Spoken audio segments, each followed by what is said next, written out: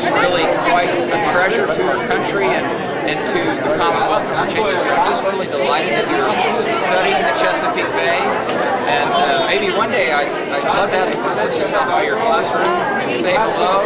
We would love that. In the meantime, my students who've done very intensive research on the Chesapeake Bay will be writing letters to Congressman Scott. We'll send some of our brochures that we made, the students made, and they are very professional looking. But the really good thing is they really learn a lot from it, and I'm hoping one student at a time and one family at a time, we can make it happen to the Chesapeake Bay. Well, thank you all, and I have one question that I want to leave you with that she asked me to do, and that's this, is how do we find the balance between creating jobs, which is so important, growing our economy, and also protecting our environment. Those are two really important goals, and one of the things we do in Washington is kind of wrestle with, sometimes there's tension between different goals. So y'all wrestle with that as well, and maybe when I come by the class we'll talk about it. Thank you. What so proudly we hail at the twilight's last gleaming, whose broad stripes and bright stars through the perilous fight o'er the ramparts we watched were so gallantly streaming, and the rocket's red glare, the bombs bursting in air, gave proof through the night that our flag was still there. Oh, state us that star-spangled banner yet wave o'er the land of the free and the home of the brave. नायक जय हे भारत भाग्य विधाता, पंजाब सिंध गुजरात मराठा द्राविड उत्कल बंगा, विंध्य हिमाचल यमुना गंगा उच्चल जलधि तरंगा, तब शुभ नामे जागे, तब शुभ आशीष मागे, गाहे तब जय गाथा। जन गण मंगल दायक जय हे भारत भाग्य विधाता, जय हे जय हे जय हे जय जय जय जय हे जय Hind.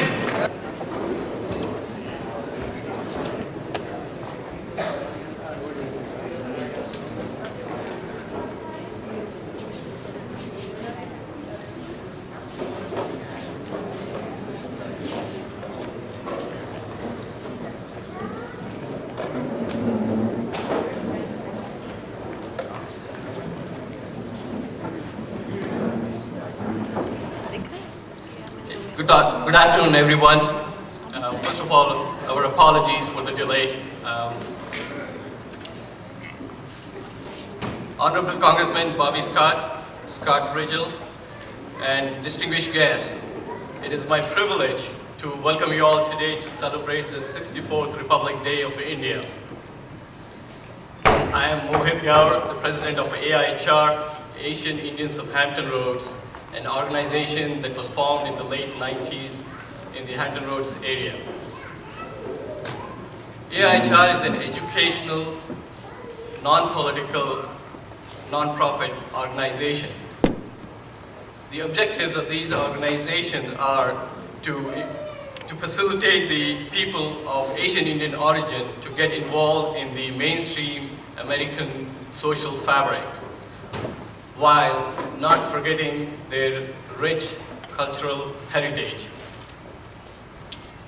The organization aims to provide opportunities through seminars, lectures, and other workshops so that these individuals can learn about civic economic, political, and social issues that affect the lives of these individuals.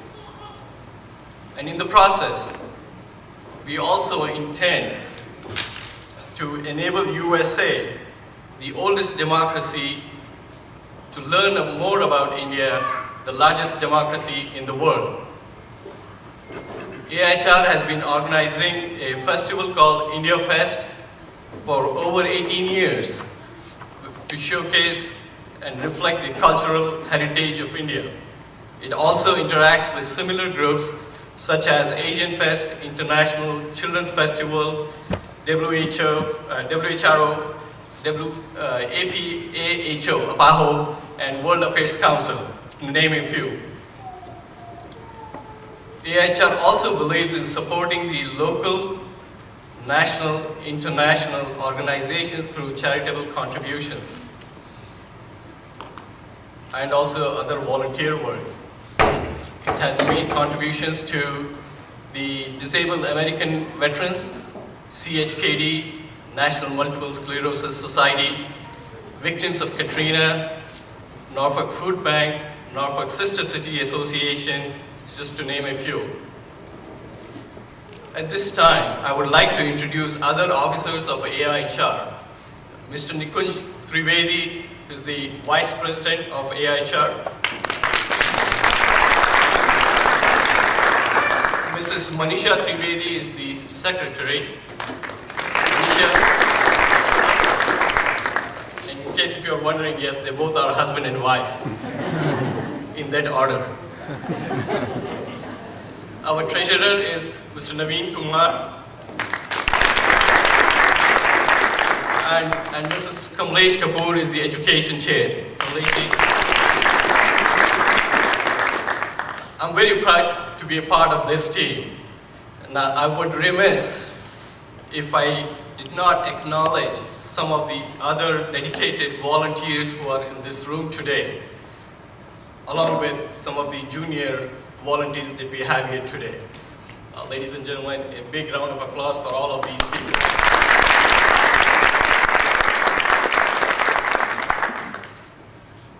This afternoon, we are celebrating the Republic Day of India, which happens to be on January 26th. This is being jointly organized by Asian Indians of Hampton Roads and the Hindu Temple of Hampton Roads.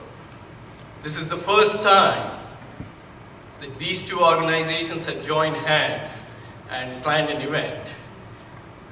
And I'm very pleased to be a part of this. I want to thank the temple management for their support, and I think both of these organizations do deserve a big round of applause.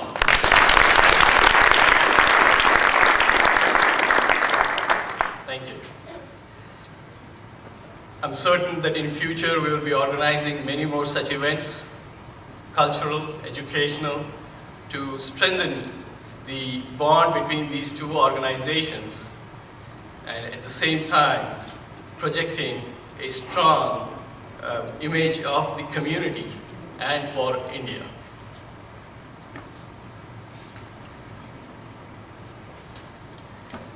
There is always a question raised about Independence Day and Republic Day of India. While India's independence is celebrated on August 15 for its freedom from British rule, Republic Day honors the Constitution of India that came into force as the governing document of India. India became Republic on January 26, 1950.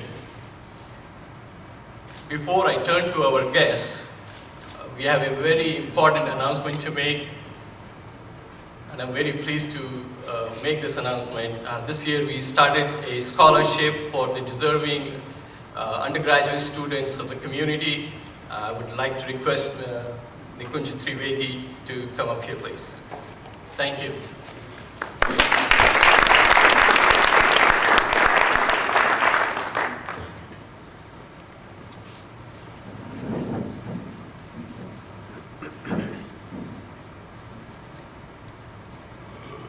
Good morning, distinguished guests. Today, as we assemble to honor India's Republic Day, our goal must include ensuring future generations continue our rich traditions and legacies. The President of India, the Honorable Pranab Mukherjee, has said, "In my view, education is the true alchemy that can bring India its next golden age." President Obama has echoed the sentiment by stating, "We must make sure that people who have the grades, the desire and the will, but not the money, can still get the best education possible." The AIHR Executive Committee thanks all scholarship judges for their time and contributions. As proponents of furthering the educational goals of our youth, the AIHR Scholarship Program was created to assist students with a high cost of tuition, textbooks, and study materials. All of our scholarship nominees are exceptional students. Our first winner transitioned from Tidewater Community College to Old Dominion University, has maintained an excellent academic record, and has a dream of pursuing the medical profession. As its first ever scholarship winner, AIHR proudly congratulates Saili Deshpande.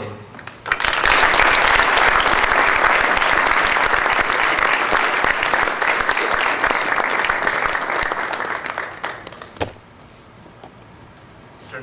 Naveen Kumar is going to present a plaque and a check for Ms. Saili Deshpande.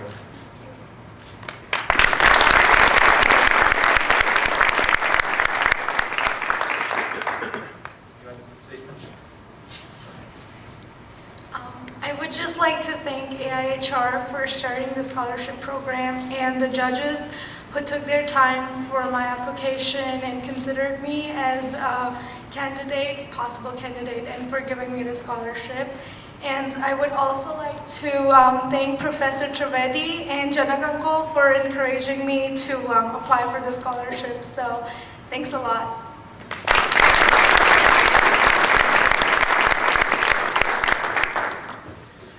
A Key Club president, a member of the National Honor Society, she doesn't know that I knew all of this stuff, and an honor roll student throughout her schooling, right here in Chesapeake, Virginia. Mayor Krasnoff, you should be proud of that. Please join the AIHR in congratulating Karishma Kubani.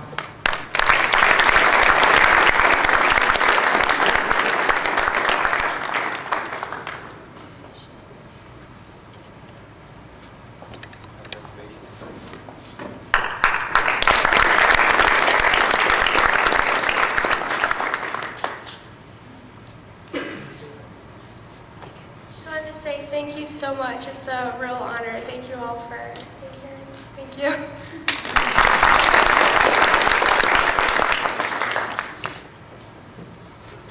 I'll turn it back over to Mohit, who's going to introduce our VIPs.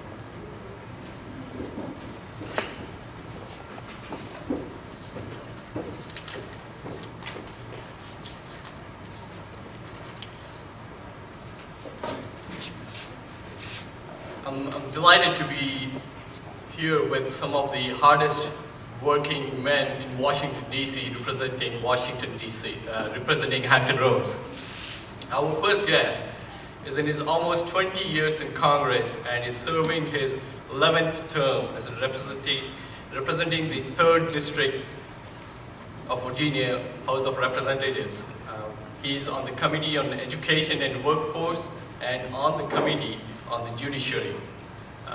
In 2010, he was named as one of the 25 hardest working members of the Congress by the Capitol Hill paper, The Hill.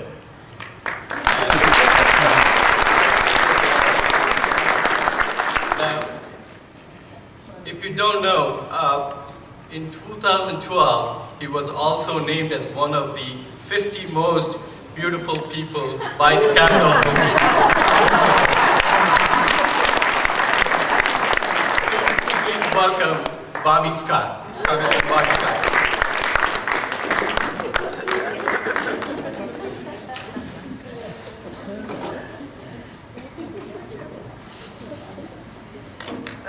much. Thank you. Pleased to be here with my colleague Scott Ridgell and Mayor Krasnoff and Commissioner of Revenue Sharon McDonald from Norfolk. And pleased to be here with the Hindo Tipple and the Asian Indians of Hampton Roads. I want to first bring greetings from CAPAC, the Congressional Asian and Pacific American Caucus, and also from the Indian Caucus. I serve on both of those. I'm in the CAPAC because my grandfather was a Filipino, so that qualified me for CAPAC. And so it's certainly a pleasure to be here, and certainly a pleasure to celebrate Republic Day, 64th Republic Day. And it's already been noted that America and India have a lot in common. United States, the oldest democracy, and India, the largest democracy. Also, the Indian Constitution took a lot of its provisions from the United States Constitution.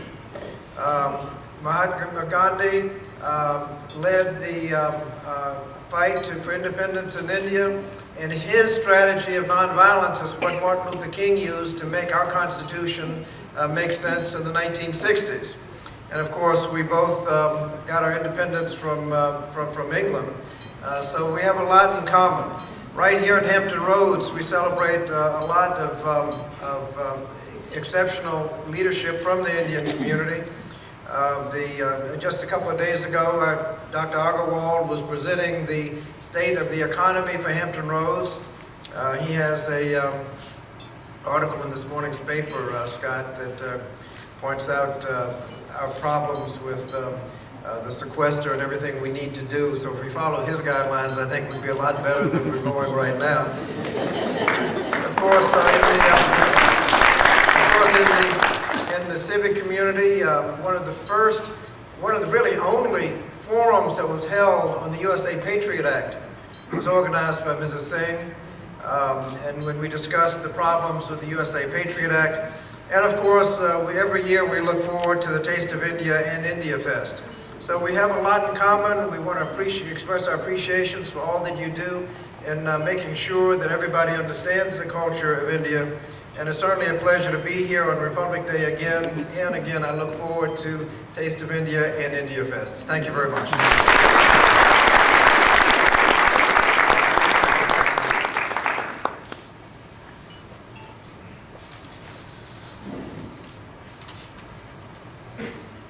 Our next guest is a United States Marine following in the footsteps of his father, proudly serving Virginia's 2nd District.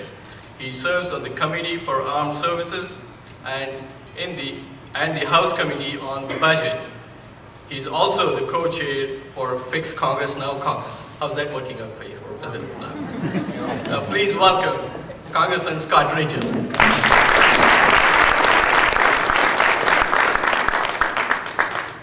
So much. I'll just sit right here. We're good. Well, good morning, everyone. It's a real pleasure and an honor to be with you today.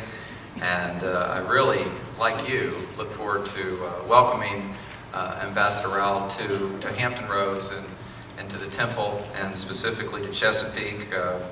I know that Mayor Krasnoff, if I tell Mayor Sessoms that the ambassador came here and not to his city, he'll get a little bit jealous, but that's all right. It really is an honor to have her come down, and I've kind of gotten used to Washington. Everything works a little bit slowly, so I'm sure she left on time. That's just how things work up there. But we're delighted to be with you today. I appreciate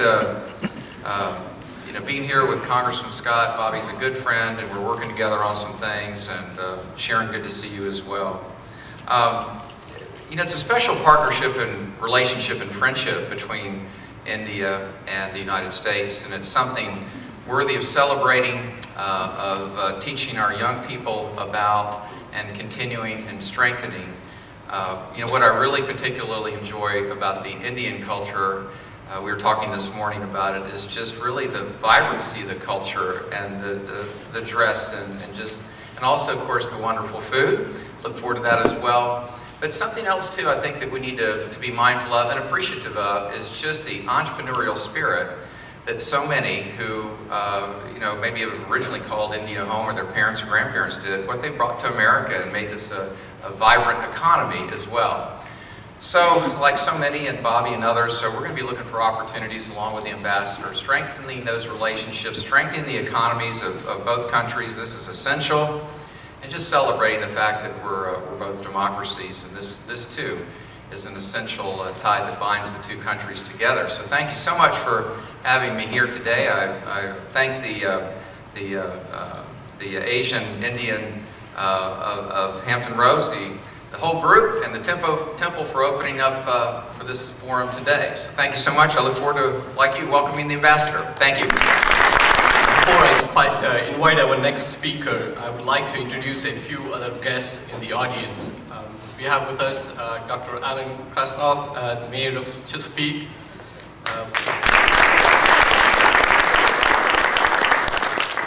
We have Jennifer Stevenson, Associate Director, College of William and Mary. Dr. Ann Schwartz Miller, co-chair, Norfolk Sister City Association. Ashley McLeod, Executive Director, Norfolk Sister City Association. Mr. Bob Sullivan, President, World Affairs Council. Is he here? Okay. I would like to invite Dr. Stephen Hansen, Vice Provost, College of William and Mary, to say a few words.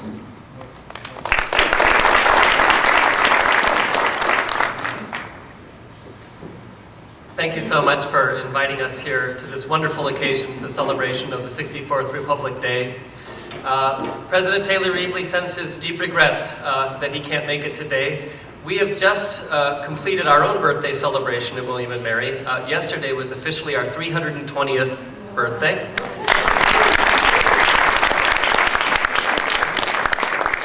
Proud of that, and so the president is still there doing various anniversary celebrations, but he's here in spirit and wants to thank the Asian Indians of Hampton Roads and the Hindu Temple for the kind invitation.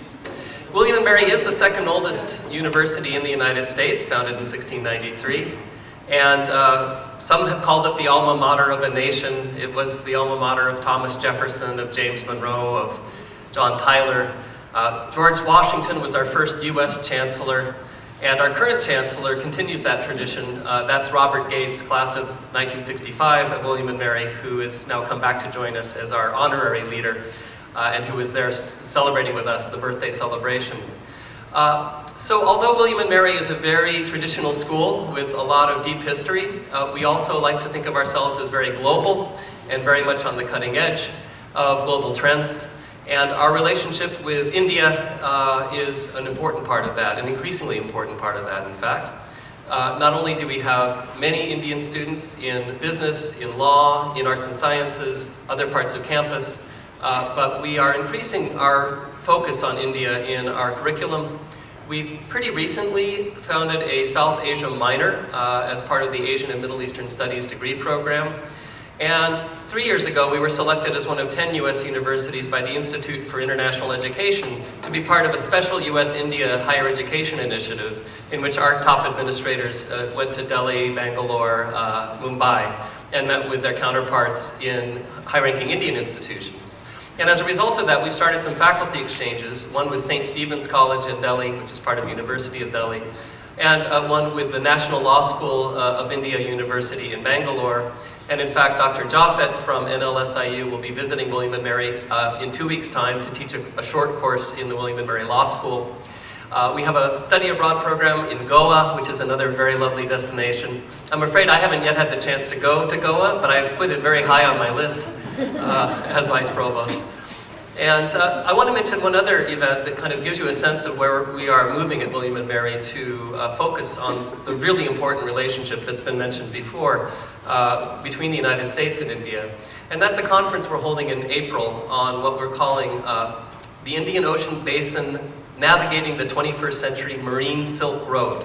So this incredible set of cultural and economic and geopolitical connections that have emerged across the Indian Ocean from the Middle East to Asia And we'll be having this conference on April 5th and 6th, inviting people who study culture, who study religion, who study trade, geopolitics, all to talk about how the Indian Ocean region and India specifically are at the pivot of so many important issues in the contemporary 21st century global world.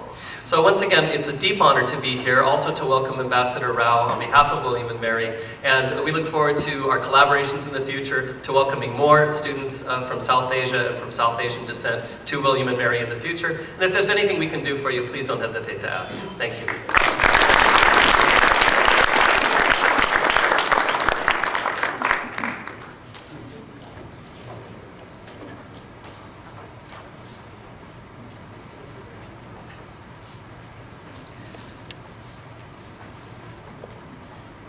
Before I invite our next speaker,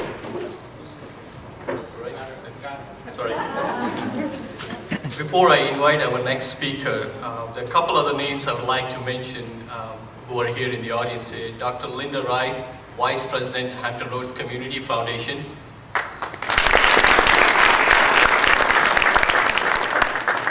Sharon McDowell, Commissioner of Revenue, Norfolk City. Thank you.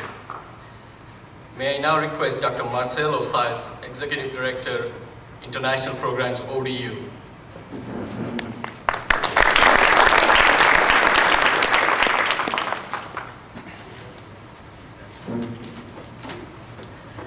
Good afternoon. It's an honor and a pleasure for me to be present at this important event. We at Old Dominion University give a high importance to our relationship with Asia and especially with India. We have one of the largest contingents of students, international students coming from India. As a result, we decided, in last October, we opened the first international offices outside the United States for ODU.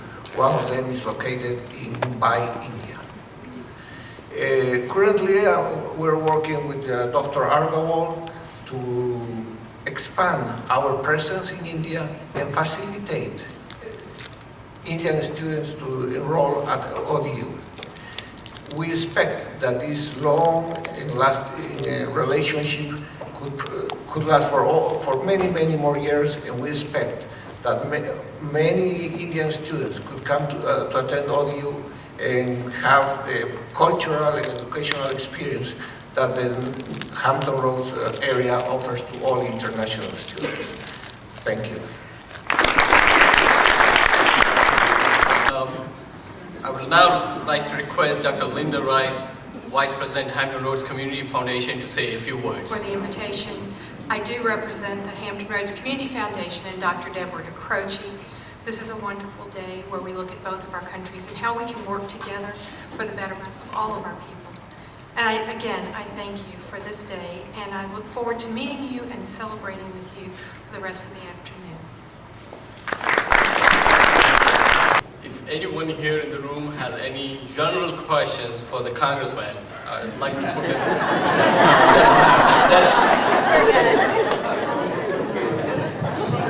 Is that okay? Yes, Dr. Krasnov will be here shortly. So he definitely will be up here. Okay. We're waiting for our... anyway. All of them right back to their countries. What is your opinion on making it easier for those international students to receive residency here in the United States? I'm for it, and that's one of the president's going to be one of the president's recommendations. He might mention that at the State of the Union address next week. But that is certainly, we spend all the money educating the people, and then they take all of that expertise and go somewhere else. We'd like for it to stay right here. There's a lot of economic development involved in the fact that we produce the PhDs and expertise, and so we'd like to enjoy that. I'm sure Dr. Agarwal would help us on the economic effects of that. Actually, I'd just add to that you know, I start my day believing that there is common ground, and what you've just described, I think, surely fits that definition just making it easier for those who have been educated here to stay here. I mean, this is our country is a good and great country because of immigration and because we have a very diverse community. So, there's common ground there, I'm sure of it. We're very happy all partners with that, giving H-1B visas to the people who can train our next generation in science and technology. So we hope that that kind of compromise emerges and we can be a helpful partner. Just to add to that, I just thought of this. I just had the privilege of meeting a young man in Nicaragua. His name is Roher. You may have met him, but anyway, he eventually came to live in our home, and it was very difficult to get him here. And he actually got his degree from ODU. He's doing great. But he was over at our house the other night with his lovely wife, and he said, "Scott, I've spent over $10,000 just trying to become a U.S. citizen." And this is a person who absolutely should be a U.S. citizen. And so to see him go through this struggle, both in terms of time and the bureaucracy and really the hard dollars, the expense, you're just thinking, we're Americans, we can do better than this. So I'm sure we can fix that. I'm delighted to. I'm in my, I guess my second month of my second term, and I'd never done anything like this in my life. There's so much coming at you, and but to be able to effectively represent this wonderful district, I am delighted to join the Indian Caucus and just to do everything I can to strengthen the relationship between the two countries. A lot of different caucuses, and sometimes you don't get all the information, so I'll make sure.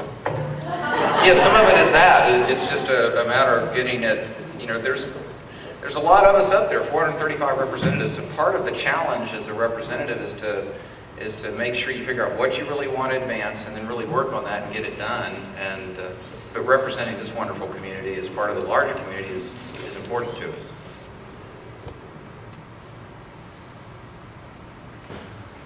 Yes, Congressman, I was wondering if you could share with the group here what each of you thinks is the most important things that we in the U.S. need to work with India on to improve our partnership for the next couple of years. I've learned in Washington you defer out of seniority.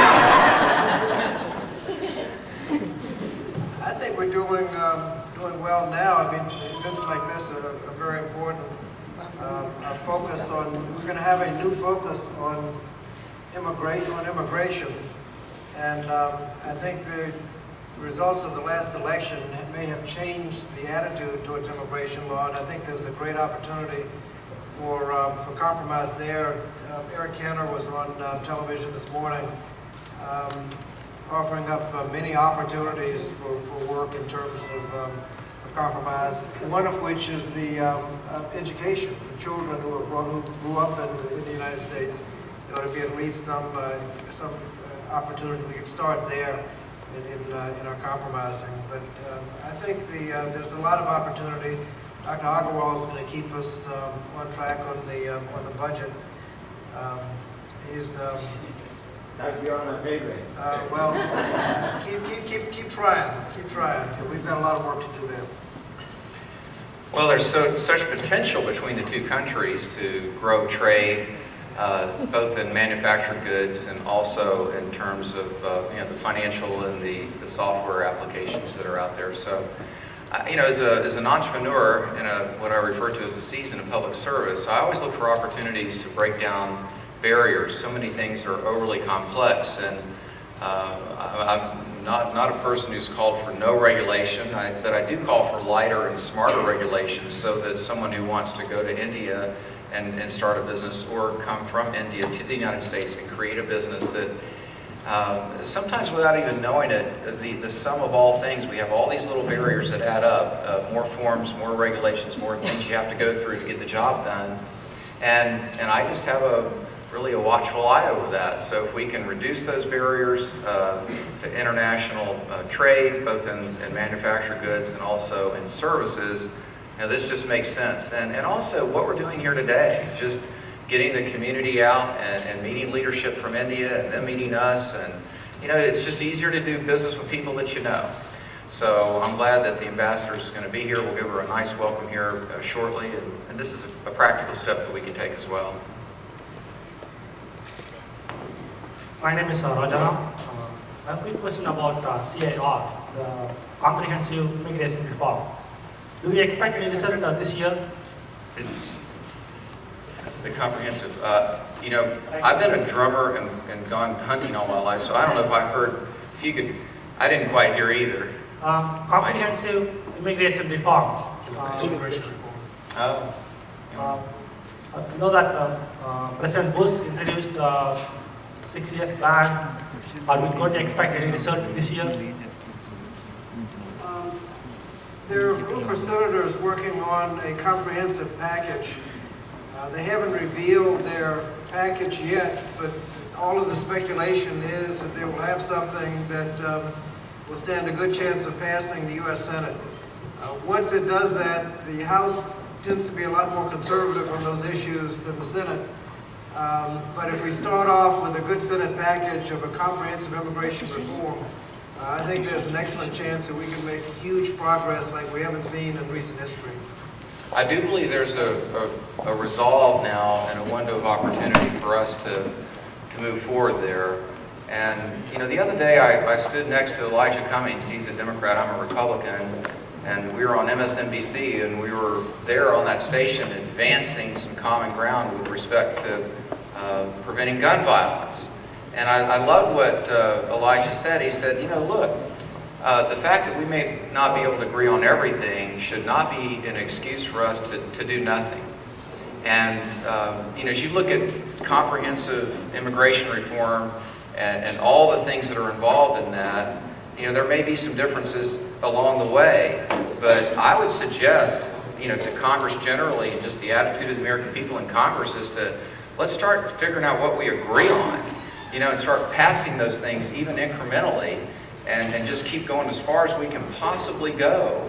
And I think that's a path that I'd like to see Congress take, and I think we can make some progress with that. Ladies and gentlemen, I am very happy and proud to announce the Ambassador of India, Her Excellency, Madam Nirupama Rao is here.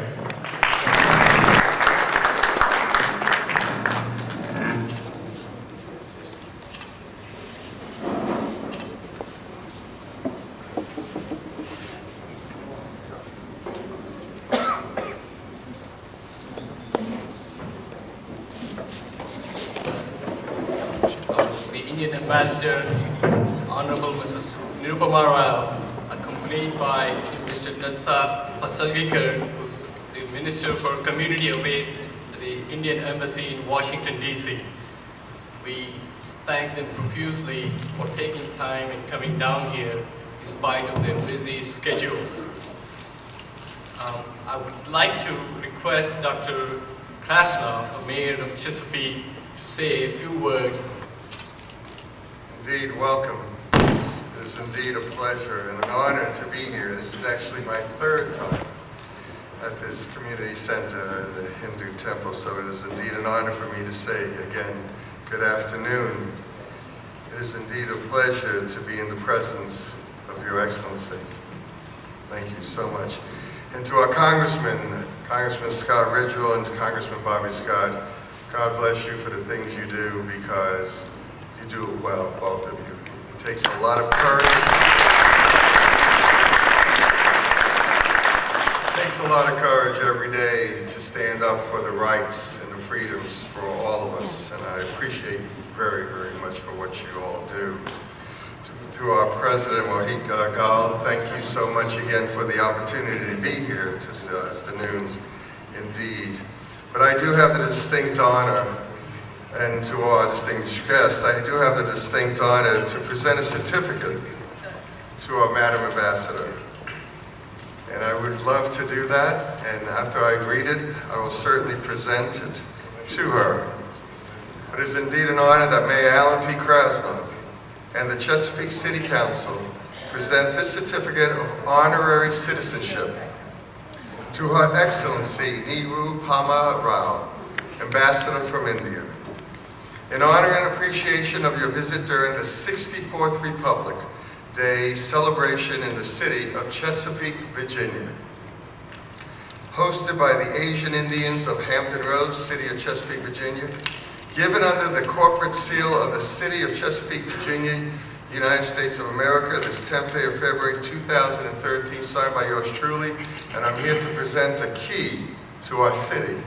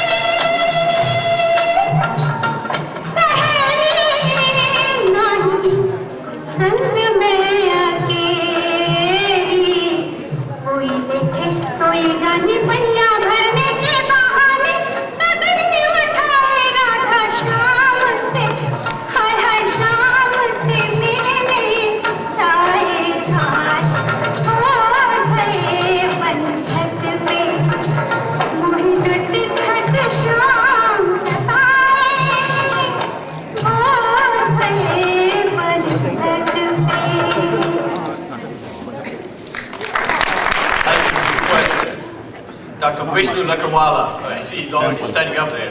He's the past president and the chairman of the Hindu Temple. And Dr. Vinod Agarwal, who's past president of the temple.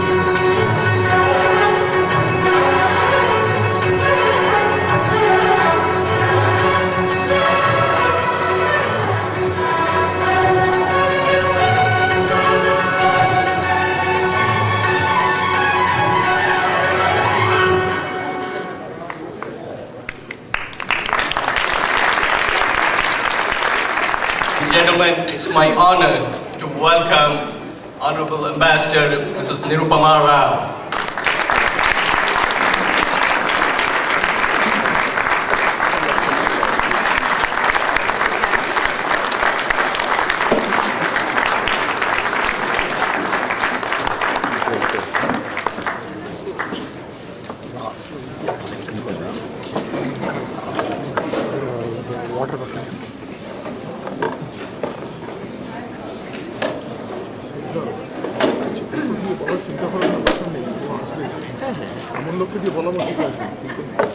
Just relax.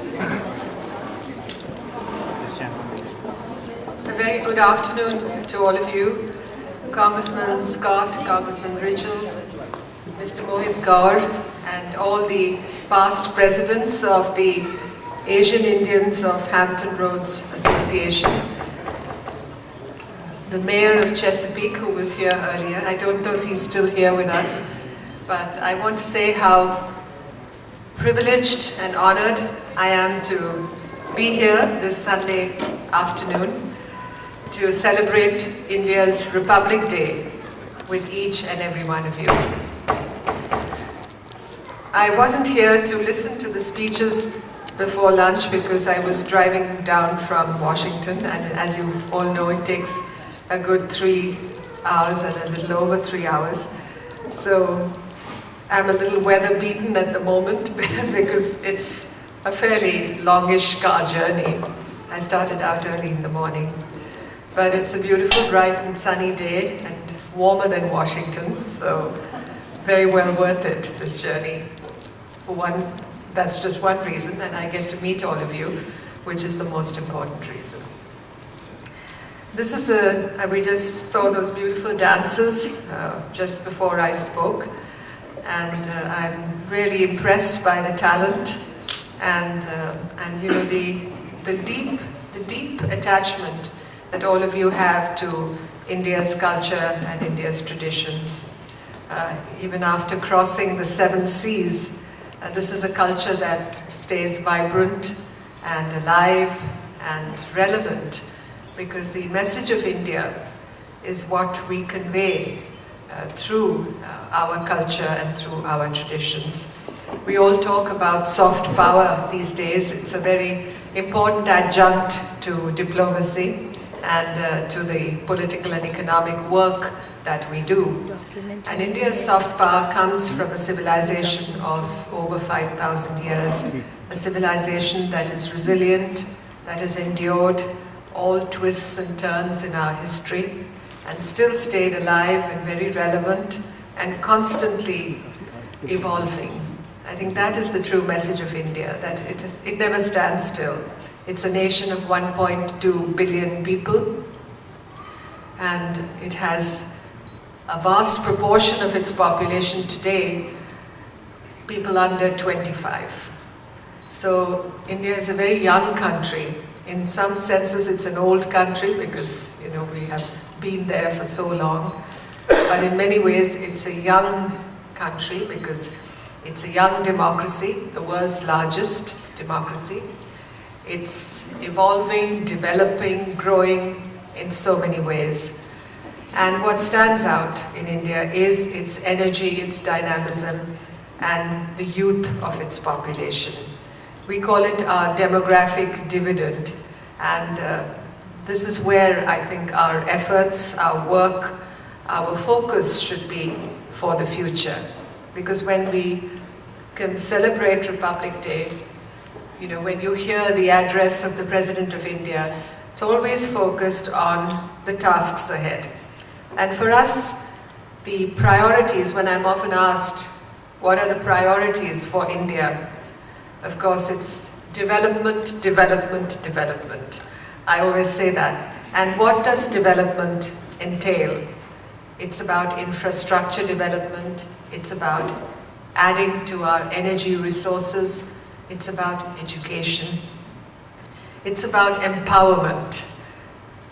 And so empowerment with a capital E, I would say, because, you know, we have a vast number of our people still who need assistance to grow out of poverty. There is work to be done in that area. A lot of work has been done. Millions of people have been lifted out of poverty. There has been a great deal of growth and development in the country, particularly in the last decade, in the last 5 years. The growth of the economy, the growth of the GDP has put us in the forefront of the world's leading economies, and we are well poised to join the ranks of the top 3 economies of the world, being China, United States, and India. But that shouldn't detract us from the task at hand. There are miles to go before we sleep and many, many promises to keep, as Robert Frost said. And so we cannot afford to be complacent or to feel that our job is done. And that's where the focus lies. I think we need restlessness. We need a sense of wanting, questing for a much better tomorrow. That's really what we should all be engaged in as Indians. And that leads me to the relationship between India and the United States. What brings us together? What makes us share so much in common? If you look at the landscape of our relationship with the United States, you realize that it's humming with activity. You know, it's like, if you look at 10 years ago or 20 years ago, that landscape was pretty barren. There wasn't much happening in those days. For whatever reason, you may attribute it to politics, you may attribute it to the global scenario of those days, the way the world was ordered between East and West, and the operation of the Cold War. All that ended with the collapse of the Berlin Wall more than 20 years ago. And the world is a very different place. You began by saying we had inherited a unipolar world after the collapse of the erstwhile Soviet Union. But today, with the rise of Asia, with the emergence of Asia, we call it the Asia-Pacific century. We call it the Indo-Asia-Pacific century, let me say. And countries like India and China populate this new world order in a very, what shall I say, very, very impressive way, because in terms of their size, in terms of their potential, in terms of the way they are growing and coming onto the world scene, I think this is inescapable when you look at the world of tomorrow, that countries like India and China, together with the older powers, countries like the United States, will play an increasingly important and vital role in determining the destiny of the world of tomorrow. And why do India and the United States have so much in common? Why is it that their relationship has grown? Why is it that we call it a strategic partnership today? A strategic partnership for peace, for prosperity, for development, a defining partnership for the 21st century, as President Obama called it when he came to India in November of 2010. It's because we share so many values, it's because our interests converge in so many areas. We are naturally made for each other, I feel. We are democracies. You know, when we talk about peace, when we talk of fundamental rights, when we speak about the freedom of the seas, the freedom of navigation, when we speak of open and unhindered trade, when we speak of people moving freely across countries to work together in research, in development, in educational institutions, as many of you do, this is where our partnership really fits those requirements so naturally and so ideally. And therefore, you know, it seems quite natural that the caucus of India and Indian Americans in the US Congress should be the biggest country caucus there is today for the US, for both houses of the US Congress. And I'm so privileged to have Congressman Scott and Congressman Ridgell in our midst today. Congressman Scott is a member of the caucus, and Congressman Ridgell we hope to welcome into the caucus very shortly. There is so much that we can do working with both houses of the US Congress. They've been our greatest friends and supporters of this relationship. They've been, in many senses, cheerleaders for this relationship.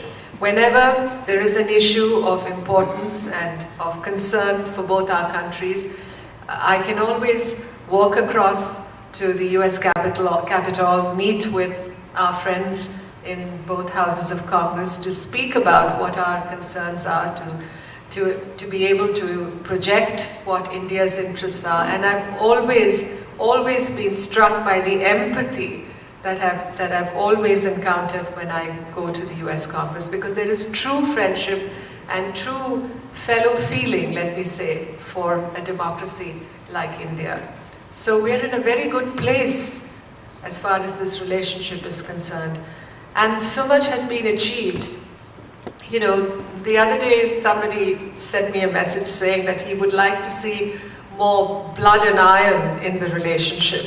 I said, you know, this is not a relationship populated by people like Otto von Bismarck. This is a relationship populated by true democratic souls, people who believe in democracy, people who believe in fundamental freedoms. And therefore, today when you look at the relationship, we have a dialogue, a strategic dialogue that encompasses almost every field of human endeavor. It's not only defense cooperation that has grown significantly, it is not only cooperation in homeland security, very, very vital for societies such as ours who are faced with constant threats from non-state actors and terrorist organizations who continue to have safe havens, particularly in our neighborhood in South Asia. It's not only that we cooperate in those areas, but we have a very, very healthy business and trade relationship. Our trade was $100 billion in goods and services in 2011. It's slated to grow much more in the years to come. We have businesses and industry on both sides, American businesses investing in India and Indian companies and Indian businesses investing in the United States. Not only in the IT field, all of you, many of our American friends tend to associate India with the IT professionals, with the software engineers, with the call centers, but it's also in manufacturing. Indian companies have invested in manufacturing in this country, in a number of the US states. And what happens when that takes place? You create jobs. You make a difference for local communities. You work with community organizations in your locality. You reach out to the high schools in the area. You get students interested in engineering, in the STEM subjects. All that makes a difference. So let me also say that Indian industry and Indian businesses are making a difference for this country, particularly at a time when the economy all around in the world, in your country, in our country, has not done that great. And jobs have been lost and unemployment figures have gone up, and it becomes very important that we are able to reach out and help people who face difficulties in that situation. And that's what India has tried to do, our companies have tried to do in this time, I think a time of need and a time when we can make that difference. So I refer to trade and business. And let me go on to education. We have more than 100,000 Indian students who study in the United States today. And many of them are engaged in research, in cutting-edge technologies. Just the other day, a friend was telling me about how he met this young Indian who is working at Johns Hopkins, just outside Washington, in the development of a new drug to treat cancer, and which is likely to be patented very shortly and will be available commercially in the next 2 to 3 years. So that's the kind of work that young Indians come here to do. They come here really, again, like our trade and business, particularly our industry, to make a difference. To make a difference for American lives, to make a difference for our lives, to be the change that, as Mahatma Gandhi said, we want to see in the world.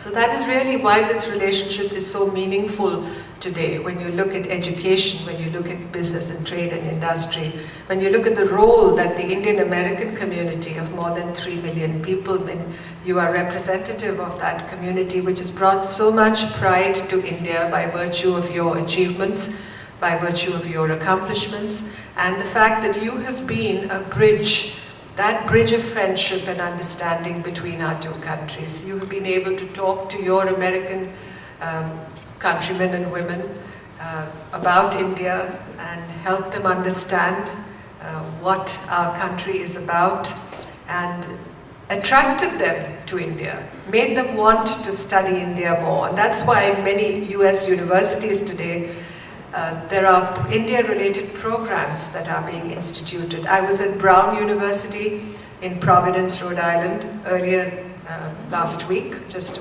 last Monday, in fact, at to deliver the first lecture in the Brown University's India Initiative. Similarly, in many other universities across the United States, I see great interest and I see great desire to be involved in the study of India and to bring the two countries closer through academic scholarship and intellectual inquiry. We need that spirit of intellectual inquiry between our two countries. It's out of that, I think, understanding is forged and good relations are cemented further. So I'm all for developing that spirit of intellectual inquiry and a thirst for knowledge about India, just as you have had in the United States for more than 2 generations now. A great involvement intellectually with China. Despite the complexities that the US-China relationship may have, there is a great deal of academic involvement in the study of China here in this country, and I would like to see that kind of all-encompassing study of India also take place. And I think that's happening. I think that's also a sign that this relationship is evolving, is growing, is improving, and it's well set to become one of the most important relationships of the 21st century globally.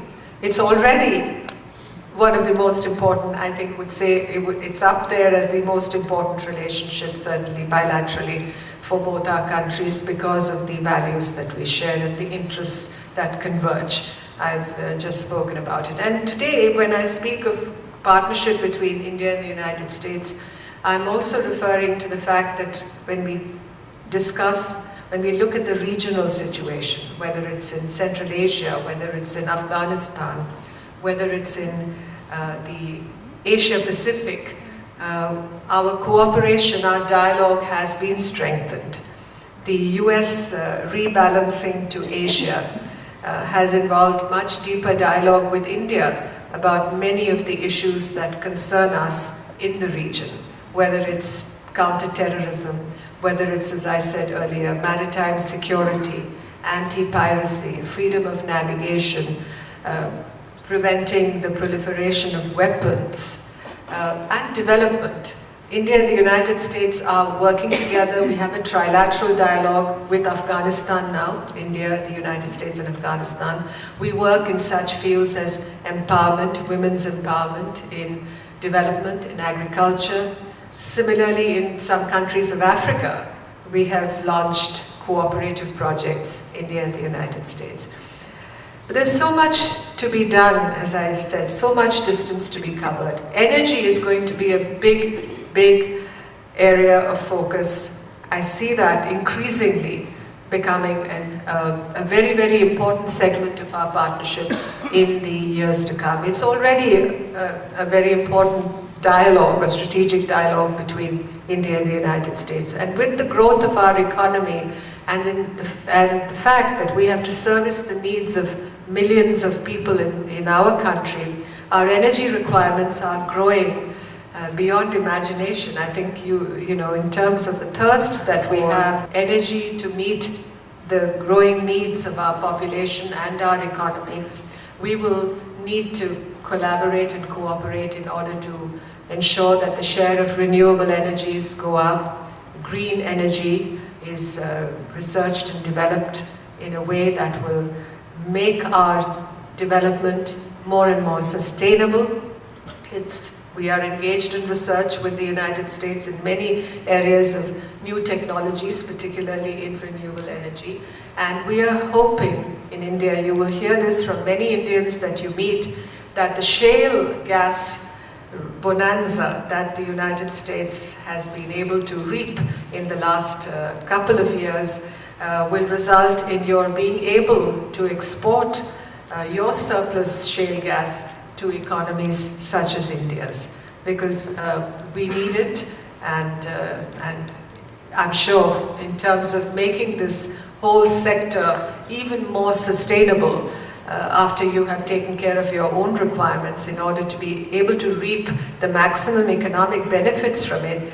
Everybody is agreed, all the energy experts are agreed that you will need to be able to export this shale gas also to the world beyond, particularly to countries like India, who are your close strategic partners. So that's something we are really focused on also in this relationship. But let me end as I began on the concept of people-to-people relations. People are really what make a relationship. They're at the heart of any partnership that you think of today.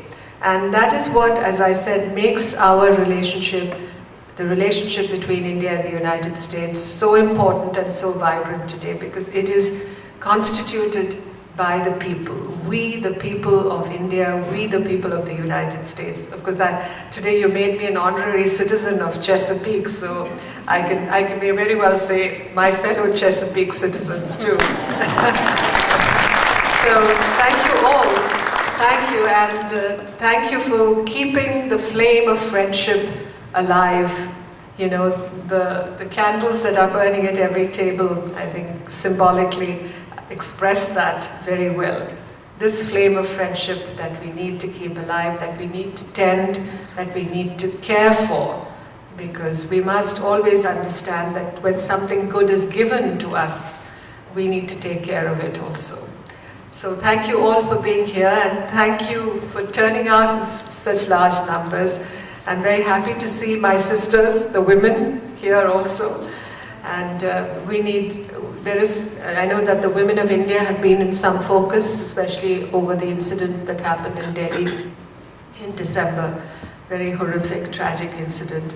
And I want to say that the government is very, very concerned and seized of the matter, and we have moved to act in terms of creating a stronger legal base and institutional support to prevent violence against women. And I always say that while, yes, there is work to be done in order to help women in distress and women who have been victims of violence in our country as in other countries. This is not a problem that is confined to one country alone. Violence against women has affected women all across the globe. And therefore, there is need for us to unite to serve the cause of prevention of violence against women. But I also say that, as I stand before you as the ambassador of 1.2 billion Indian men and women to the United States.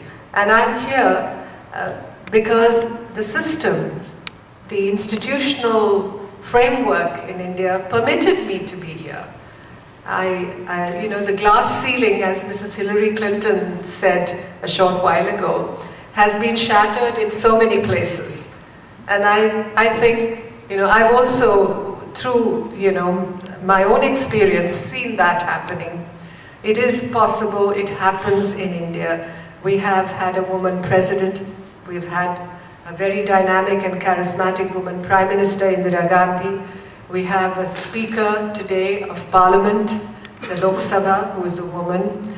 So this has happened in the years since independence. The position of women in India has changed. The status of women in India has changed and given more opportunity, more economic opportunity as well as educational opportunity. And as social mores and customs change, as India develops more and more and modernizes more and more, the situation will alter, definitely, for the better. And so let me end on that hopeful note, because the Republic Day is always about hope, hope for the future, optimism, looking forward as we work together to make our tomorrows better and brighter. Thank you. Key personalities of Hampton Roads are here.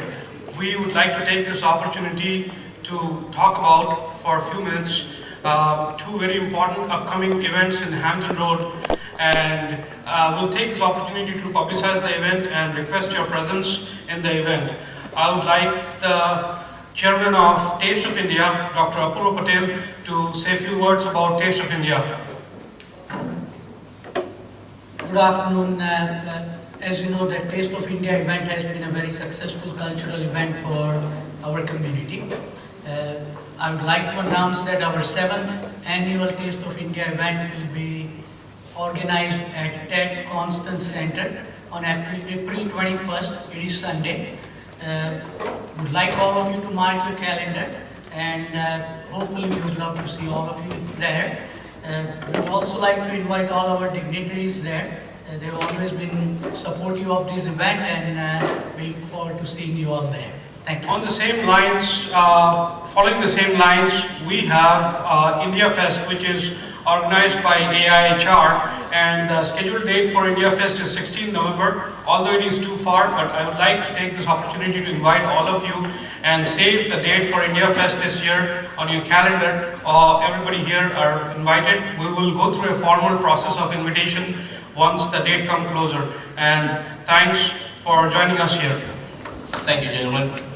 I promise this is the last time I'll be on the stage. Before I turn it over to the next person who needs no introduction.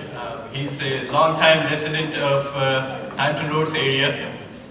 He's going to carry the torch forward for this afternoon. He's a music enthusiast and he's got an appetite for food, and he's a professor by profession.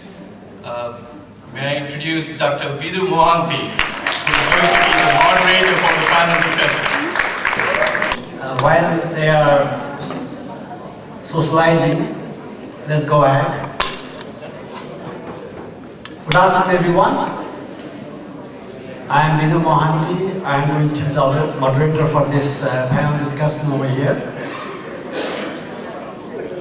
Before I start, let me invite the panel members onto the stage. Mr. Aaron Carr,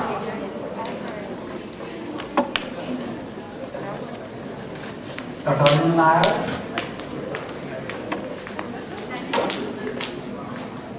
Mr. Stephen Romil,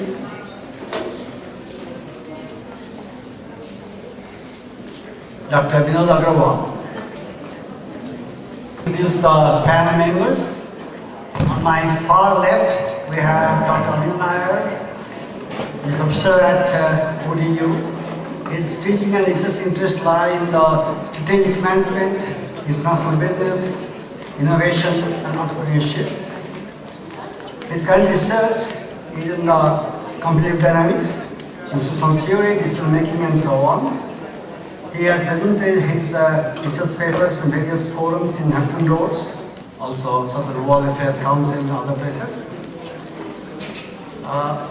He served as a co-guest editor of a special issue of corporate governance, an international review on corporate governance in China and India. He serves as a senior editor. He was actively involved in supporting Norfolk City Norfolk Sister City Association and Sister City. He won the College of Business and Public Administration Awards for research, service, and teaching. Dr. Arun Nair.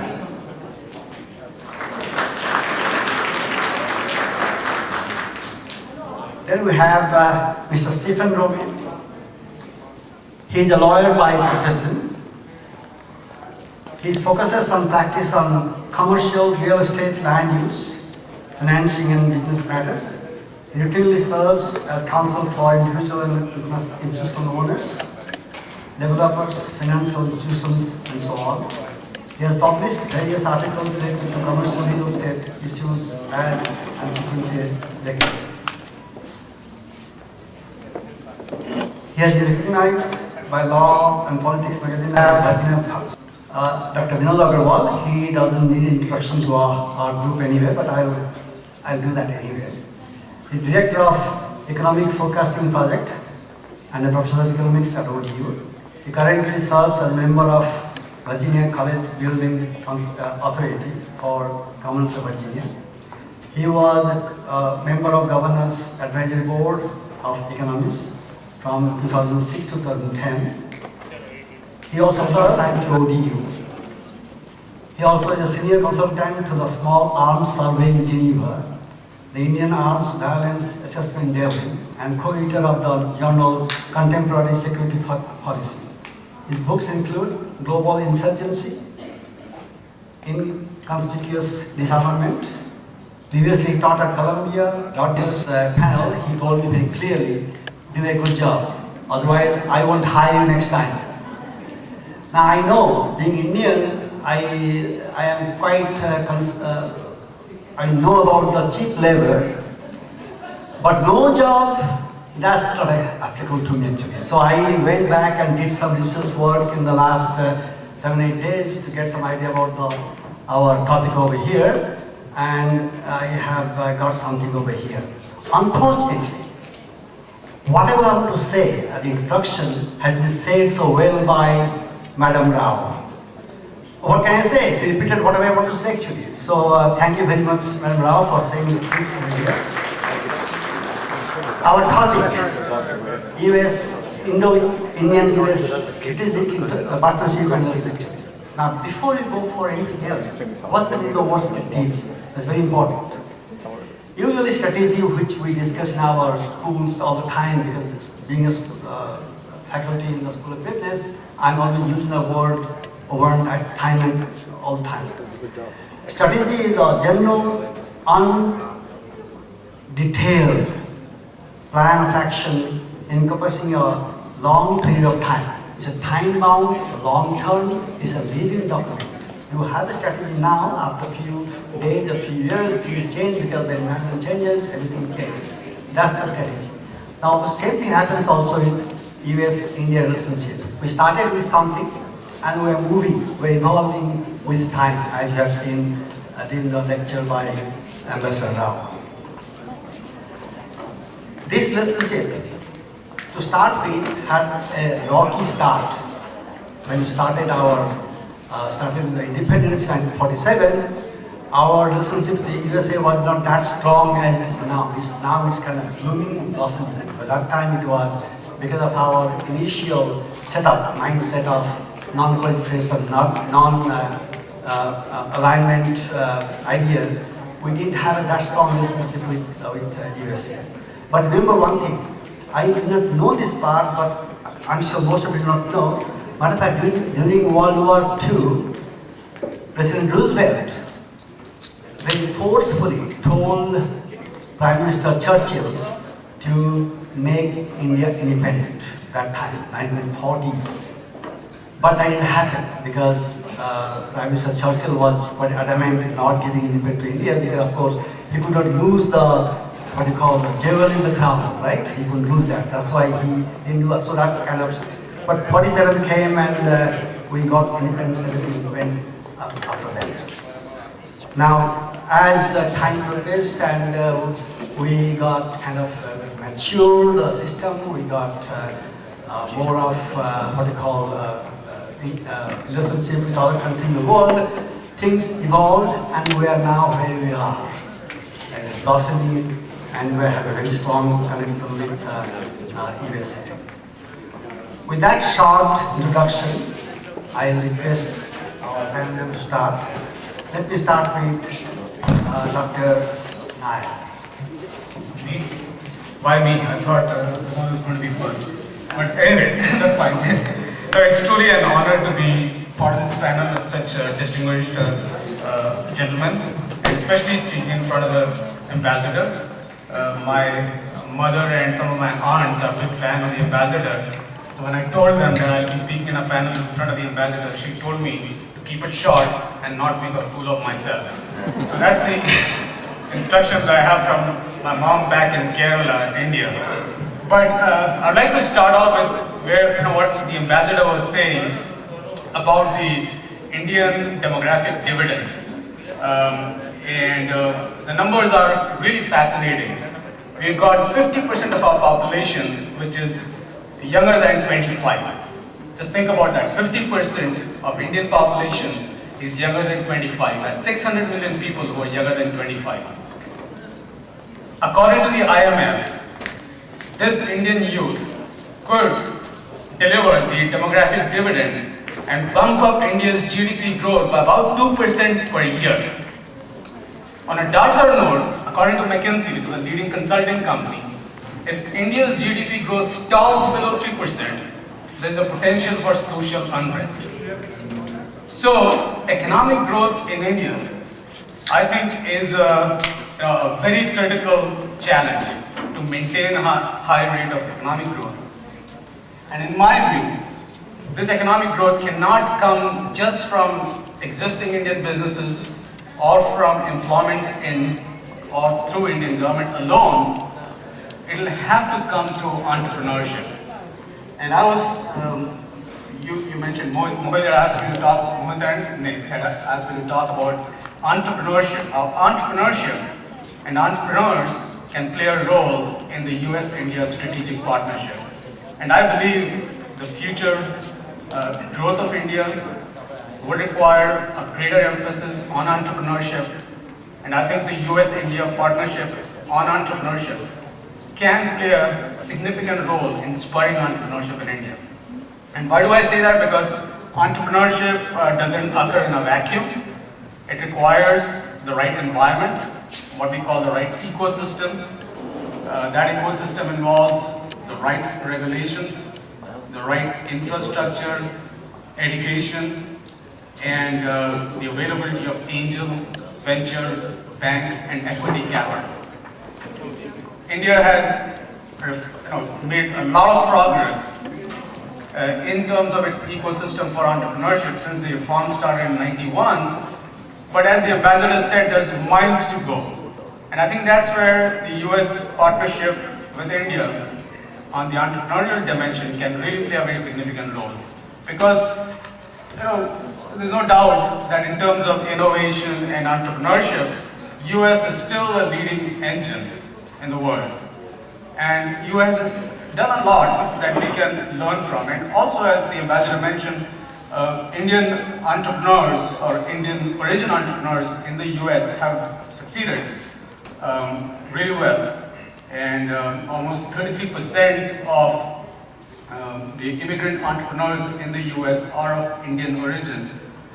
So I think we have a huge number of people of Indian origin in the US who have been successful, who can be a cornerstone of this partnership, who can provide capital and the knowledge resources that we need in India for startups. And it's already happening, but there's, I think, still miles to go. So I'll start off with that entrepreneurship can be one of the cornerstones of the US-India partnership. That is, go beyond defense, go beyond just trade, a much thicker partnership where entrepreneurship also plays a role.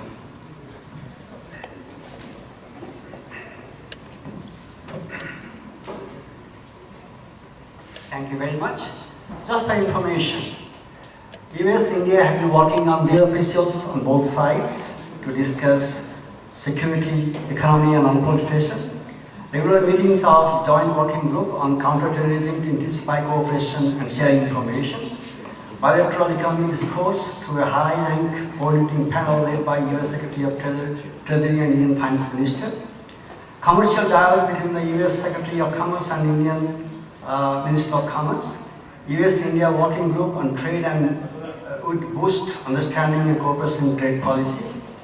Joint Consultative Group on Clean Energy Environment would focus on collaborative projects, clean energy technology, private and public sector investment and cooperation, climate change, other environmental issues. These are various things that they are working on. Next speaker, I'd like to request Mr. Aaron Carr. Thank you, Dr. Mohanty. I'd like to also thank the Hindu Temple and the AIHR for your hospitality, for the opportunity. Ambassador Rao, everyone, it's a pleasure to be here. And it's also a pleasure to follow Ambassador Rao. I think you made a wonderful reference at the beginning where you took us back a little bit. What is the American-Indian strategic relationship all about? And as your words pointed out, it's changed enormously. Everyone with gray hair, there's a reason you have gray hair. The relationship between the United States and India used to be really cruddy. At the human level, it was wonderful. At the level of affinity, we got along wonderfully. But at the level of relations between states, this is not so good. The United States had made a decision early in the Cold War that it was much easier to cooperate with one man in Pakistan than it was with hundreds of millions of Indians. And we went that path of least resistance. The strategic relationship was all about national interests. The United States had a national interest that took us away from India, and India was going through some important transitions of its own. We were very aware of what we used to call the prickly Indian, which was always saying we hadn't a clue how to make this work. And then it began to change.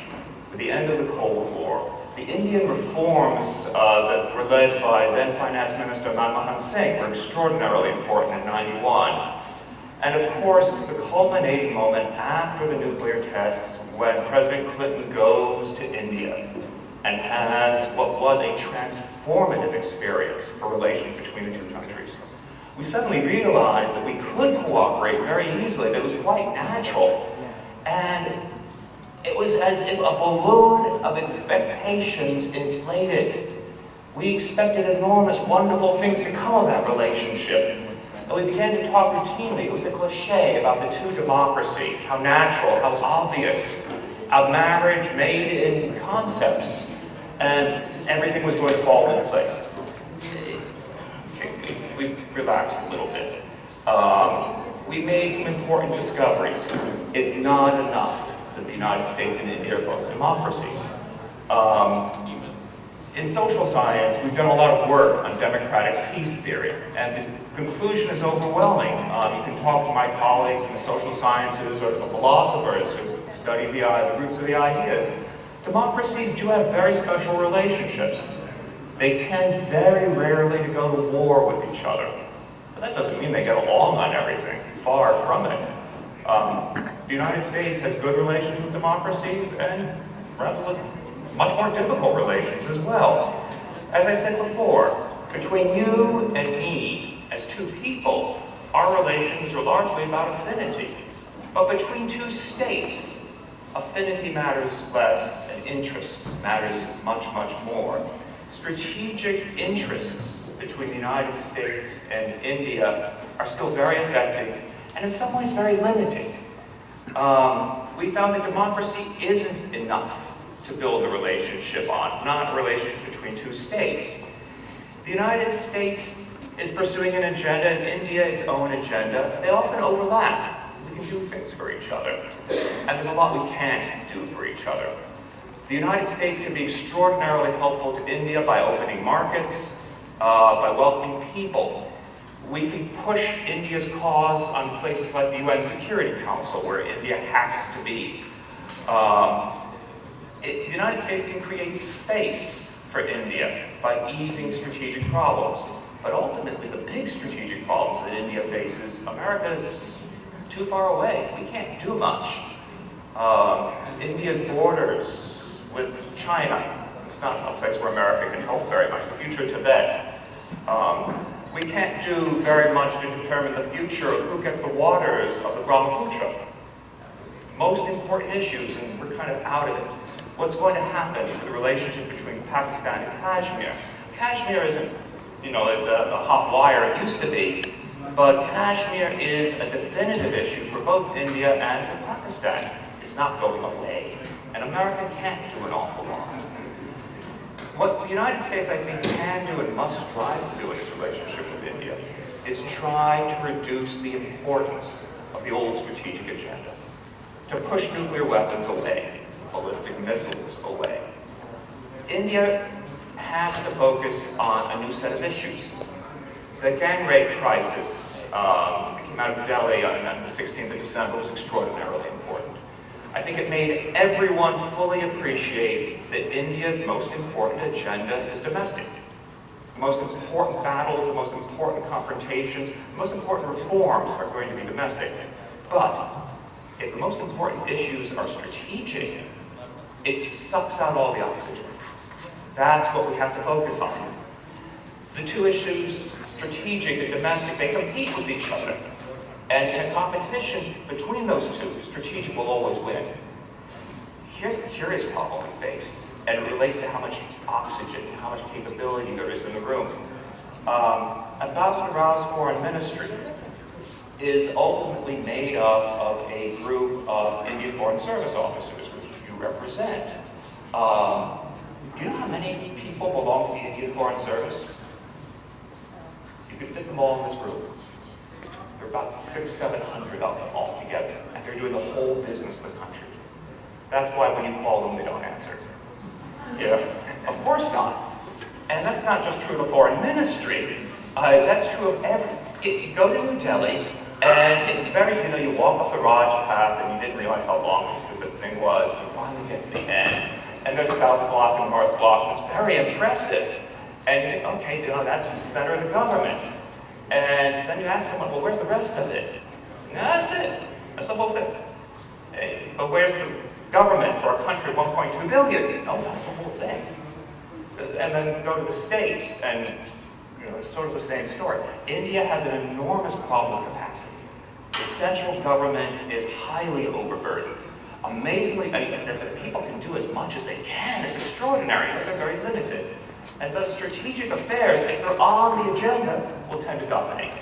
So how do you make room for the domestic agenda? How do you make room for internal security problems, Naxalite issues, the Northeast? How do you deal with Kashmir? How do you deal with terror outrages, which are going to come back again, of course? And then how do you deal with the rise of a middle class that's just beginning to express itself politically? How do you bring development to the village? How do you get the roads to look like something decent and ensure the lights always go on? That's where the American strategic relationship with India can be very important, I think, by suppressing the tendency for nuclear or great power issues to become dominant and give India the space it needs to focus on the issues that actually touch those 1.2 billion people. Personally, I don't expect a lot out of that relationship between the United States and India. I expect to enjoy it enormously at the personal level. I expect to enjoy your company and to enjoy the food and to complain about the same things. But I'm hoping that we don't focus too much on the classical issues of great powers. Because if we do that, we're not going to do anything else.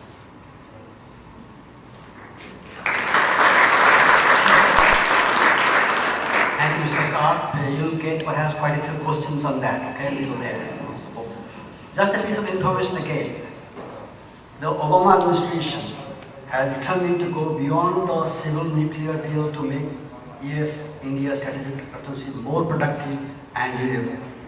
For that, what they've done, they want to go for upgrading the status of India as a global power, expediting the implementation on US-India nuclear agreement, expanding the military-to-military contacts. This will include defense trade and more joint operations, training and building compatibility between the two countries. Enhancing counterterrorism cooperation, sharing a common commitment to stability in Afghanistan that's important for combating terrorism and enhancing global stability. Sustaining economic relations, opening up markets, expanding bilateral economic engagement, including two-way trade and investment.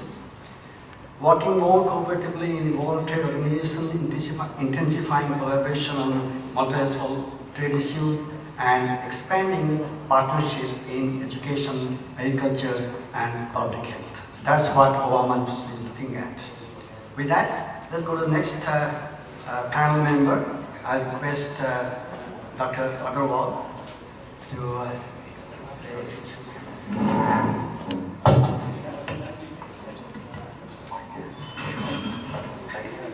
Thank you. As you all know, I'm an economist. So my approach to fostering Indo-US relationship will have more to do with what we as Indian Americans can do by staying in this country, what we have been doing, who we are, and where we can go from here. If you look at the history of migration of Indian Americans to the United States, there are some very startling things I found. Prior to 1920, there were maybe 7,400 Indians who arrived in the United States. By 1970, there were less than 100,000 of us in this country. By 2011, the ambassador pointed out that there are more than 3 million in this country. So many of you who are my age, many of you who arrived in the late 60s or early 70s, when we arrived in this country, there were very few of us around. We didn't care whether you were from Punjab, or Madras, or Kerala. We wanted to know if you were Indian. Well, these days, my friends, when people come to Hampton Roads, they say, is there a Gujarati community here? Are there people from Haryana here? Things have evolved over time. When we came to this country back in the early 70s, there were no places where we could get together. I came to Hampton Roads in 1981. We used to have movies at Old Dominion University, organized by Asian Indians of Taiwan.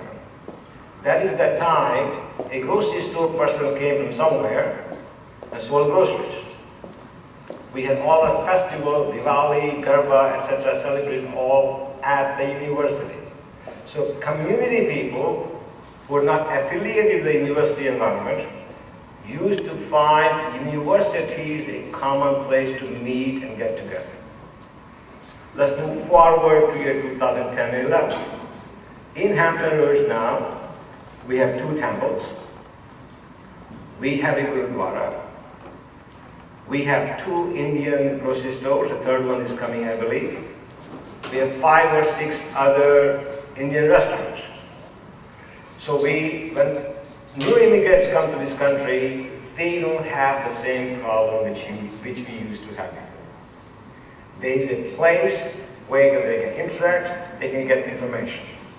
Now, if you follow literature migration, you also learn something. Initially, the migrants come. Doesn't matter where they come from. They could be German, Italian, Spaniards, Indians, or whoever. Their first task in a foreign culture is to understand and to get a basic sense of security about themselves before they engage in any other activities. So I assembled some relationships, by the way. So who are the Indian community in the United States these days? There are estimated 104,000 Indians who live in Virginia, about 3 million in the US. We don't have the statistics on Indians in Hampton Roads, but here's what we find out. A larger percentage of Indians are married.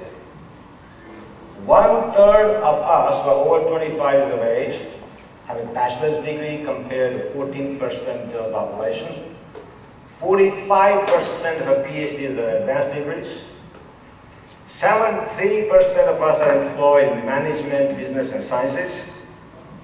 There's an interesting one that you guys probably don't know. Median income of Indian household is more than $110,000 compared to $62,000 for a typical American family in Virginia. And median value of homes of Indians is $440,000 compared to $50,000. Now let's talk about Hampton Roads, something which I do know about.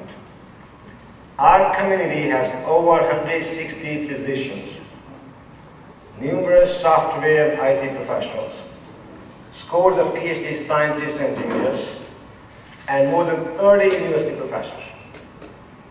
Anil and I talked about entrepreneurship. Asian Indian Americans own roughly 90 hotels in Hampton Roads. 90. They own more than 60 small retail businesses. Economic impact of the Asian Indian community in Hampton Roads is more than $150 million. The reason I want to point this out is we are quite affluent. We are now somewhat comfortable in this environment. We are now able to go beyond our household and go into the local American community. So what have we done? We come from the largest democracy in the world. We live in the oldest democracy in the world. And how do we mingle? How do we go beyond our initial set of security? Some things have begun to happen. Taste of India, Abbey Gala, India Fest, serving food to homeless, raising and giving substantial amounts of money for social charities, for local charities, for natural disasters affecting non-Indian communities in the US. Other activities that have an enormous impact in us making better Indo-US relationships is that we need to engage in the political processes in the USA. We have 2 congressmen here. Why do you think they came here? They need votes, but believe me, my friends, they need money. We need to learn to part with the money. Money talks, everything else walks. So let me give you some examples of what results we have obtained by putting our money where our mouth is.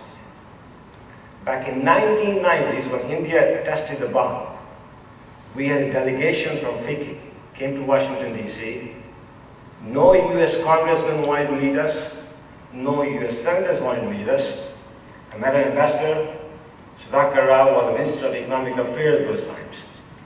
I was in Washington, D.C., and he said, what the heck are you going to do? I said, let me call Congressman Pickett's office. He said, are you crazy? He's not going to meet you at 9 o'clock in the morning tomorrow. I said, well, let's try. We had raised $4,000 for him. And guess what? He met us next morning. Mark Warburg, former governor of Virginia, was supported financially significantly by the Indian community. He took a delegation to India, first governor of Virginia to go to India. He appointed over 100 Asian Indians on various boards and commissions in the Commonwealth. Prior to this, believe me, I did this research on this, the only 2 Asian Indians had ever been appointed in any boards or commissions in the Commonwealth, in any given administration. Tim Kaine, because of, again, financial support he got from the Indian community, appointed Anish Chopra as the first Secretary of Technology. He was the first cabinet minister in the Commonwealth of Virginia. He also appointed Vivek Kundra as Assistant Secretary of Trade. Mark Warner later joined India Caucus, and I believe he now co-chairs the India Caucus. The point all I'm trying to say is, if we want to develop and assist in developing better Indo-US relationships, we need to part with some of our money, and we make lots of it. And, Madam Ambassador, I have a request. At various local community levels, we have of various groups who can do these things. Before he came, for example, I asked Congressman Reddy a question. Has he joined India Caucus? Will he join India Caucus? And he said he would join India Caucus. So we could actually, if you were to inform us what major issues are coming up in the Congress and the US Senate, then we can go and approach a congressman, educate them on the issues, and hopefully get the support. Thank you very much.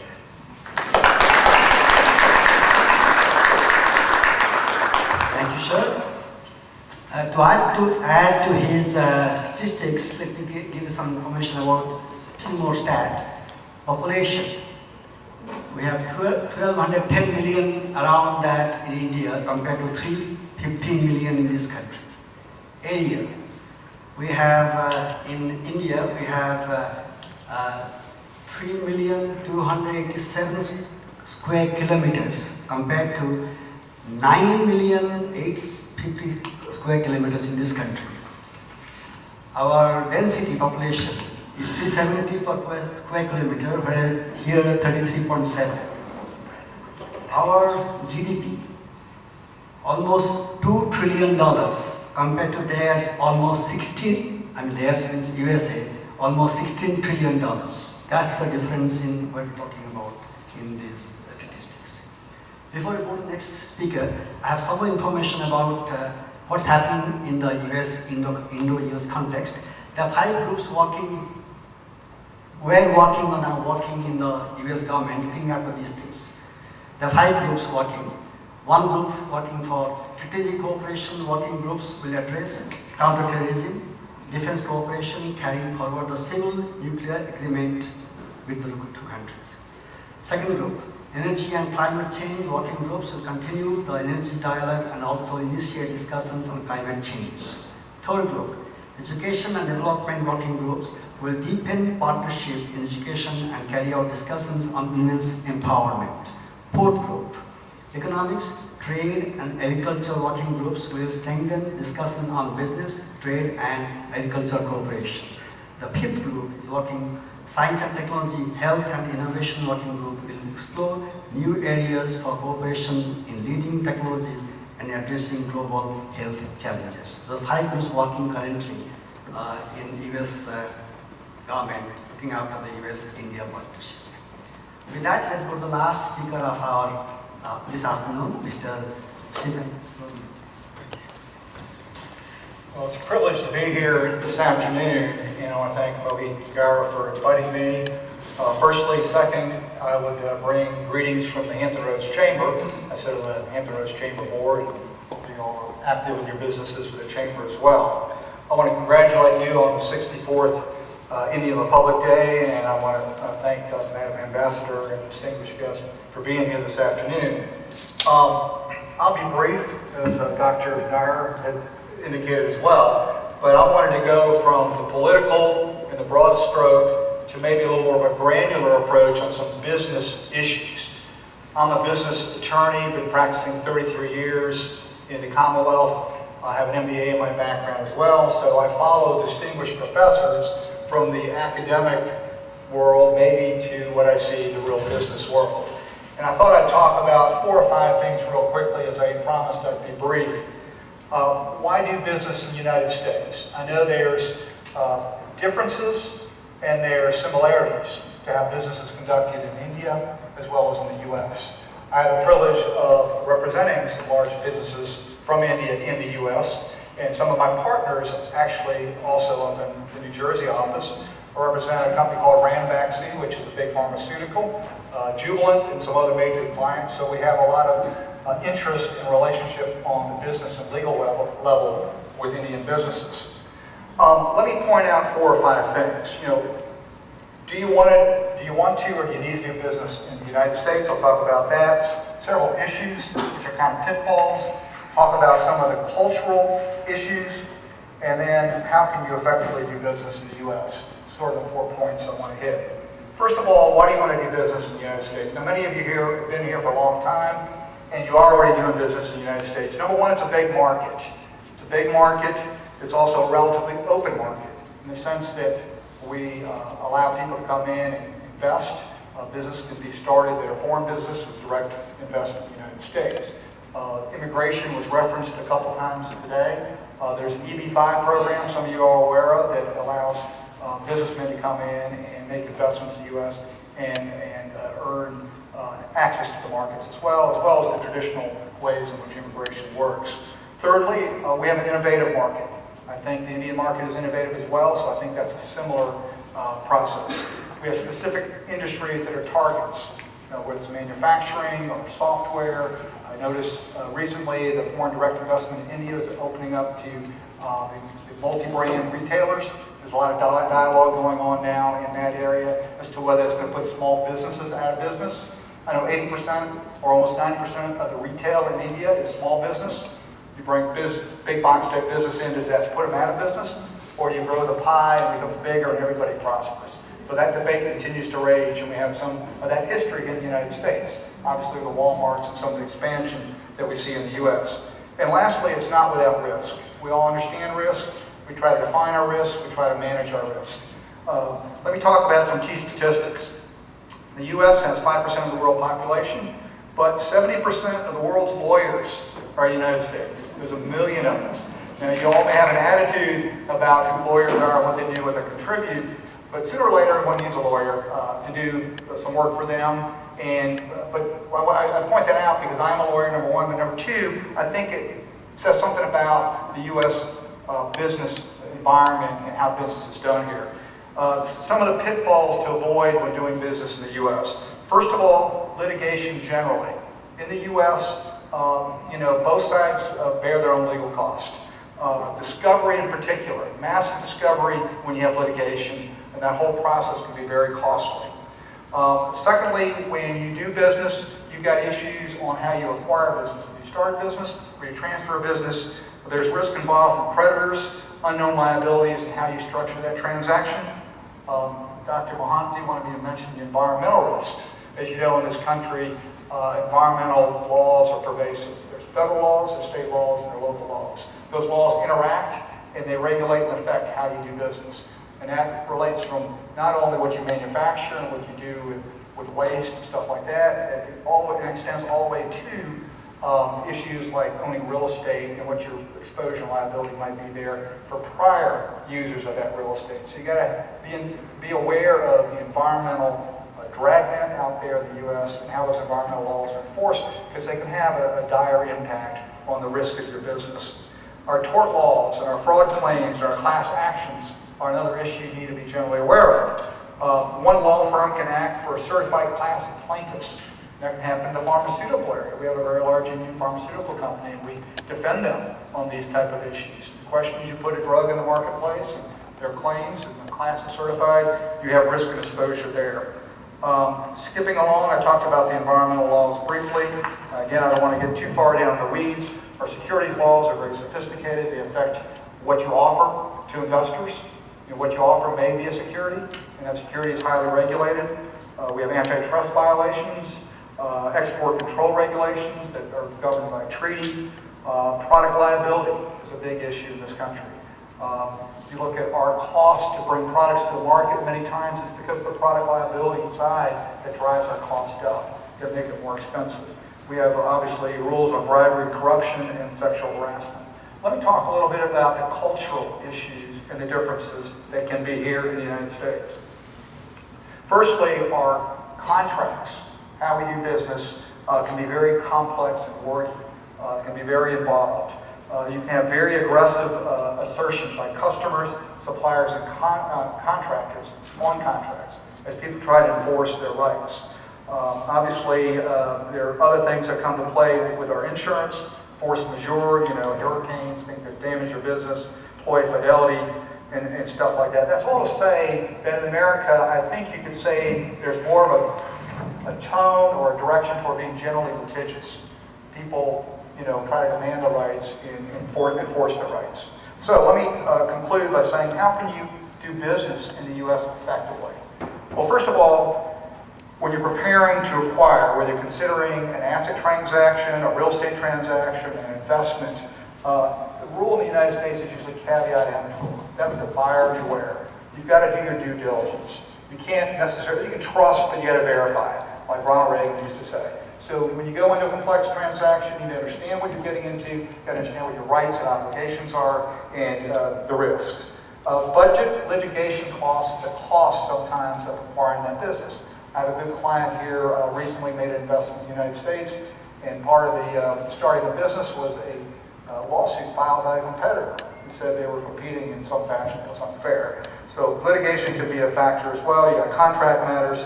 Now let me lastly talk about insurance. Insurance in the U.S. is a critical component, as well as on the environmental side. You can get environmental insurance for certain risks that cover you for pollution or other unknown things that might be out there. But it's important to understand that you can share these risks in some fashion, like contract. And then lastly, I'll just mention the immigration. If you're interested in the immigration issues, me and my firm, we have a very sophisticated group out of Richmond that handles those kinds of issues. And I know that, as the Congressman said earlier, it's important to kind of open those doors up on a rational basis to bring the best highly qualified people in that want to invest and grow the country, because we are a country of immigrants, after all. And again, in closing, I really appreciate the privilege and opportunity to be here with you, and I'll conclude with that.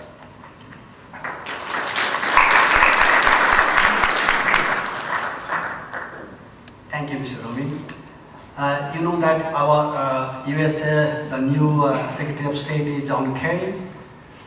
India has said that Indo-US relationship will continue to strengthen, not only for development of two countries, but also as a pillar of stability amidst many global and regional challenges confronting them, that they have told to John Kerry. In his letter to Kerry, the External Affairs Minister has said, the sustained strengthening and diversification of India-US global strategic partnership today goes beyond the bilateral dimension and has increasing relevance for global peace, stability, and prosperity. With that, we conclude our panel discussion, but now it's open to questions and answers. Before that, before the questions, does Ambassador Rao have any comment to make at this time? Okay, let's have the questions. Anybody has questions?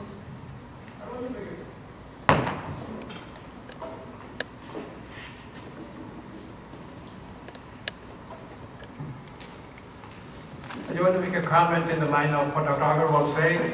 We do the yoga, I'm a yoga teacher, we practice yoga here. Sunday morning, sometimes the whole hall gets filled up. Guess what? 90% of them are from non-Indians, from local Americans. That's a strategy we also built with the practice of yoga in this place for last 8 years. Go yoga. Thank you, Dr. Sarkar. Any other question, comment, observations? Yes, sir.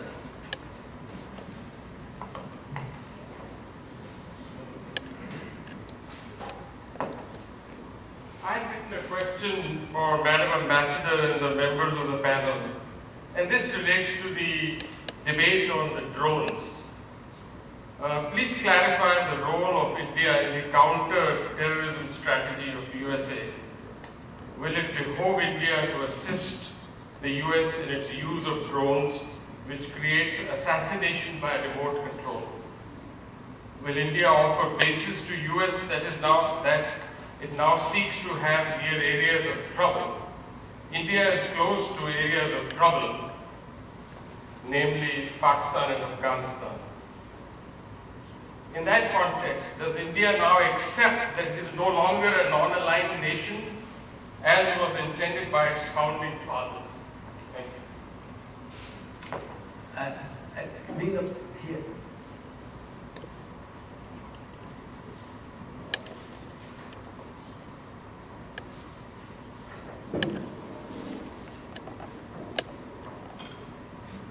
First of all, I think to bring India into within the perimeters of the debate that is happening in this country on the use of drones and the whole issue of taking out opponents of the government. I think it would be, I don't think it is necessary to bring India into that debate, because this is an issue that concerns the United States within this country. It is a subject of domestic debate, and I notice it's a subject of very passionate discussion in this country. And it concerns, obviously, future policy options that the United States may wish to undertake when it comes to dealing with its enemies around the world. But that's something that is being discussed in this country. When it comes to counter-terrorism between India and the United States, it's not about drone technology, let me say that first and foremost. It's about intelligence sharing, it's about information sharing, it's about development of capacity to deal with threats to security. And that, I'm not saying it's about the use of drones when I say technology, but it's about mega city policing, for instance. It's about hardware in counterterrorism, equipping your cities, your police forces better in order to deal with such threats. And of course, the counterterrorism dialogue and homeland security dialogue is a very important segment of the strategic partnership between the two countries. Let me also say that India has not abandoned non-alignment. And I always say that, non-alignment has been a much maligned, much misunderstood, much misinterpreted concept, particularly here in the West. Non-alignment is basically about peaceful coexistence. When India and China came out with this conceptualization of the Panchashila in 1954, when they signed that treaty on Tibet, it was about non-interference, it was about non-aggression, it was about equality and mutual benefit. That is really what non-alignment is about. Another word for it is peaceful coexistence. And it has very much to do with the ethos of us Indians as a country, with our philosophy, with our way of life, with our outlook, with our philosophy. It's really, non-alignment is something that expresses peaceful coexistence. It's something that expresses us as a diverse society, as a society built on plurality, as a society that has always stressed balance and equilibrium. That is really what non-alignment is about. And we're not about to abandon it either. Thank you, ma'am. Any other question, comment? Yes, let's go ahead.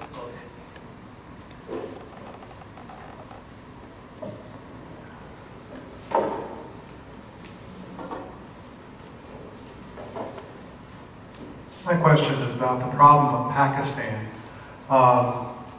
The United States and India have at times had different interests relating to Pakistan, but surely we have common interest in a stable Pakistan, especially since it's nuclear. And I just wonder how policy, the partnership and strategic partnership relating to Pakistan, if y'all could comment about that. Clearly, it's a difficult question.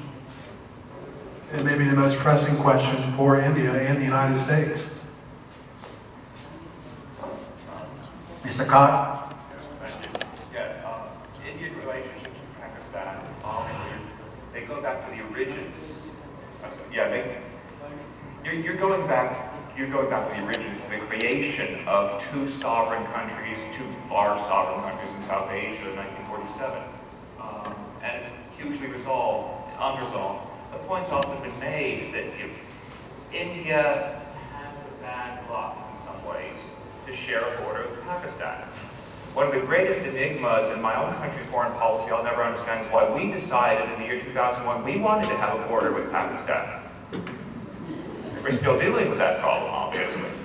It's not very easy. The Pakistanis have an enormous problem to deal with. And if Pakistan can't, ultimately the future of Pakistan will be decided within its own borders, of course. We can't do that for them. India certainly cannot. India goes back and forth in its debates, and as you know, there's a big debate in India over, the whole idea that there should be two major nations in South Asia, the legitimacy of that concept. So this is hugely unresolved. India will do the best job it can in Kashmir. And Kashmir has become much less of an issue than it used to be. It can still pop up at any moment, as we saw a couple of weeks ago. And it won't go away. Kashmir cannot go away because it defines the existence of India, it defines the existence of Pakistan. Neither one can let go of it. One of India's greatest accomplishments in its foreign policy in the last 20 years is to get rid of the hyphen. We don't talk about the Indo-Pakistan relationship anymore. We talk about them separately. That was an explicit Indian goal, it was an explicit Indian accomplishment, but that doesn't mean the problem's gone away. Far from it. Any other question? My name is Rajaram.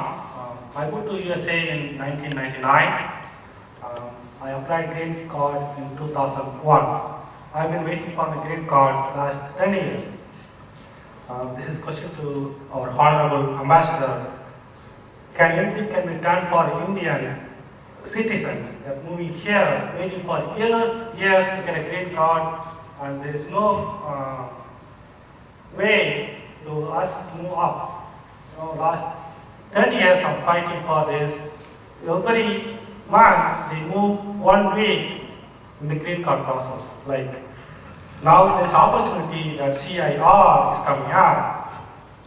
Can you help us get something there that lots of Indians like me waiting for green card 10 more years, 10 or 12 years.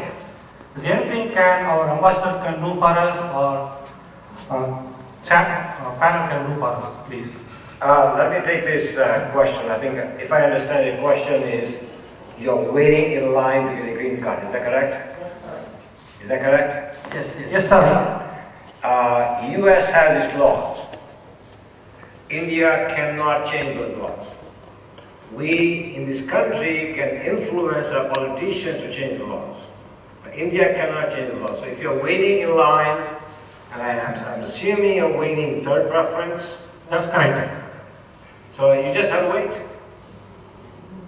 Unless the US Congress changes its laws, and therefore the Immigration Service changes the regulations, there is no one that I know of, I believe I'm correct, unless the laws and regulations are changed, nothing can be done.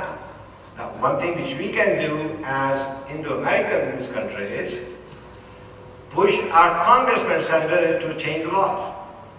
But if you expect the Indian government to do those, so I think you're mistaken.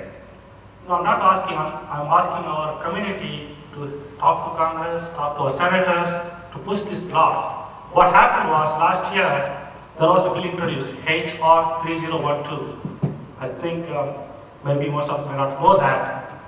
Congress passed that law with big majority, but our senators could not take it, that HR 3012 law.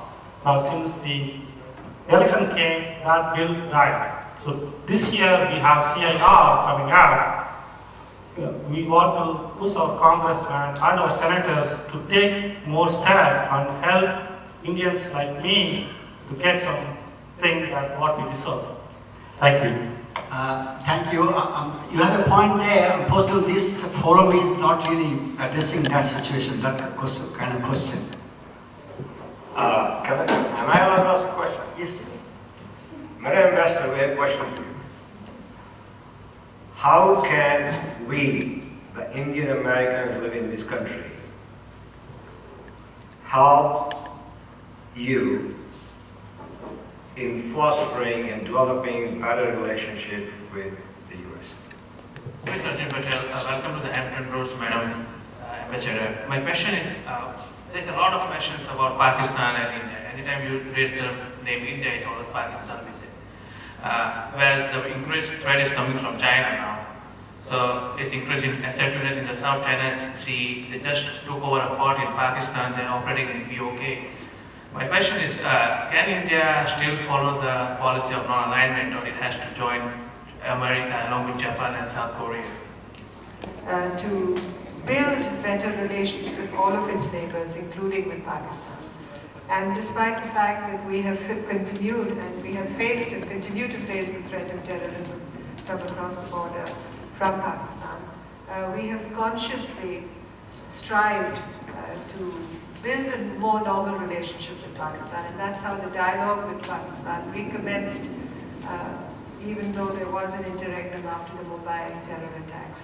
And we have worked hard on that, and we have worked patiently, to see how we can open up pathways for better understanding with Pakistan. So that I wanted to mention.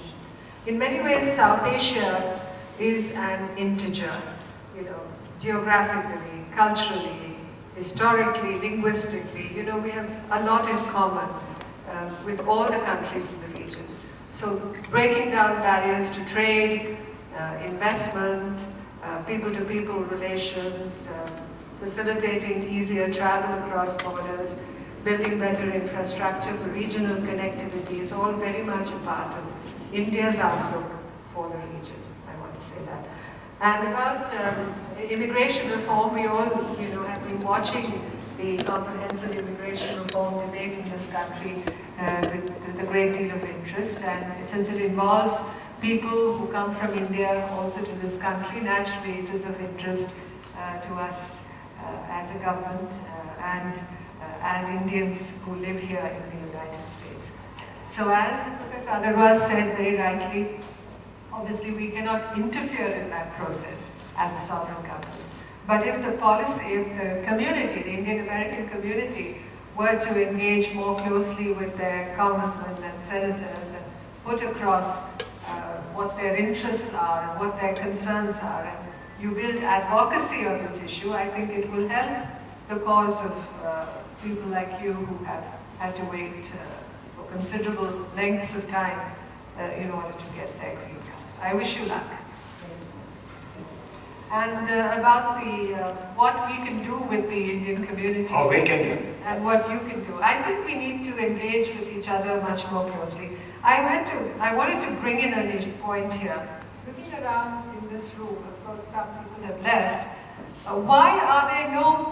Why is there no demographic dividend in the Indian American community? Why don't I see people under the age of 25 in this group? Why are there no young Indian Americans here? I believe we're trying to keep the population over 16 here at the time because we don't want noises. But why are the younger guys not here? I can't answer the question. I think we need to see more and more young Indians who live in this country, Indian Americans. As we see, for instance, if you go to an APAC function or if you go to an AJC function, you see a lot of young people. Even if they're just ushering in people, or even if they're just, attached to the chief guest, or, but you need that presence. I think for the future of the community, it's very, very essential that your young people get more interested and more concerned.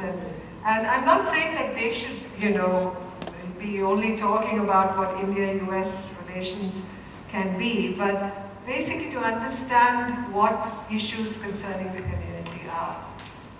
Because they're going to be, they are mainstream Americans, they're already mainstream.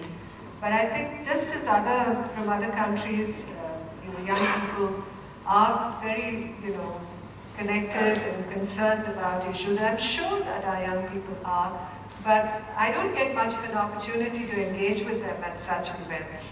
And to me, that's a lacuna, which I'm sure, you can We'll try. reflect on. We'll try, yeah. And as they say, think about for the future. But I think just as we engage with the congressman up in Washington, but I think here when you come out into the country and meet with communities like this, I make it a point to try and speak about the relationship, but I think what you need also to be in a more focused way is to be briefed about what the issues are in the relationship, so that we all speak from the same, we use the same sheet of music, as they say, when you talk to opinion makers and to the media. And I think within the media, within the mainstream media also, I think we need to cultivate consciously more interest about India. We don't make the headlines very much because many countries make the headlines for the wrong reasons. We don't. I mean, we're a very normal country in that sense. India, despite its huge complexities and challenges, is still a very normal country. And we don't make much news here in the United States, perhaps, for that reason. This is not on the record. I hope that there's no need.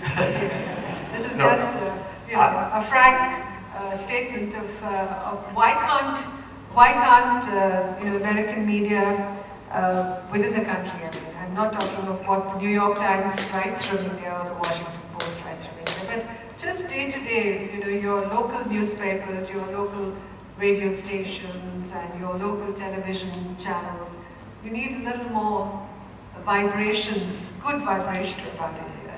I would hope that our embassy can at least take a lead in informing us about the possible legislation which is coming up, so we can assist. Have you noticed one thing? Our ambassador not only remembers all parts of the questions, but he gives answers in excellent manner. Give a hand to her.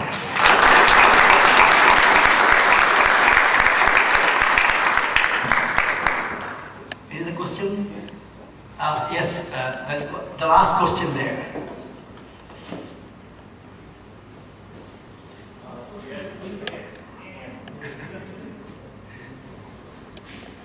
You have a question, sir? Yes, okay. I do. It's related to the immigration too. A lot of Indians are welcome to different countries, not only in the US, but many countries in Europe as well. They benefit from the talent they import, so to speak. Now, the gain for some country is, of course, a loss for another country in that situation, India.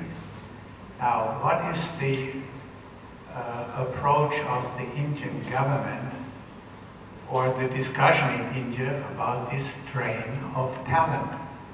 Can this go on forever, or what are the ideas in this field?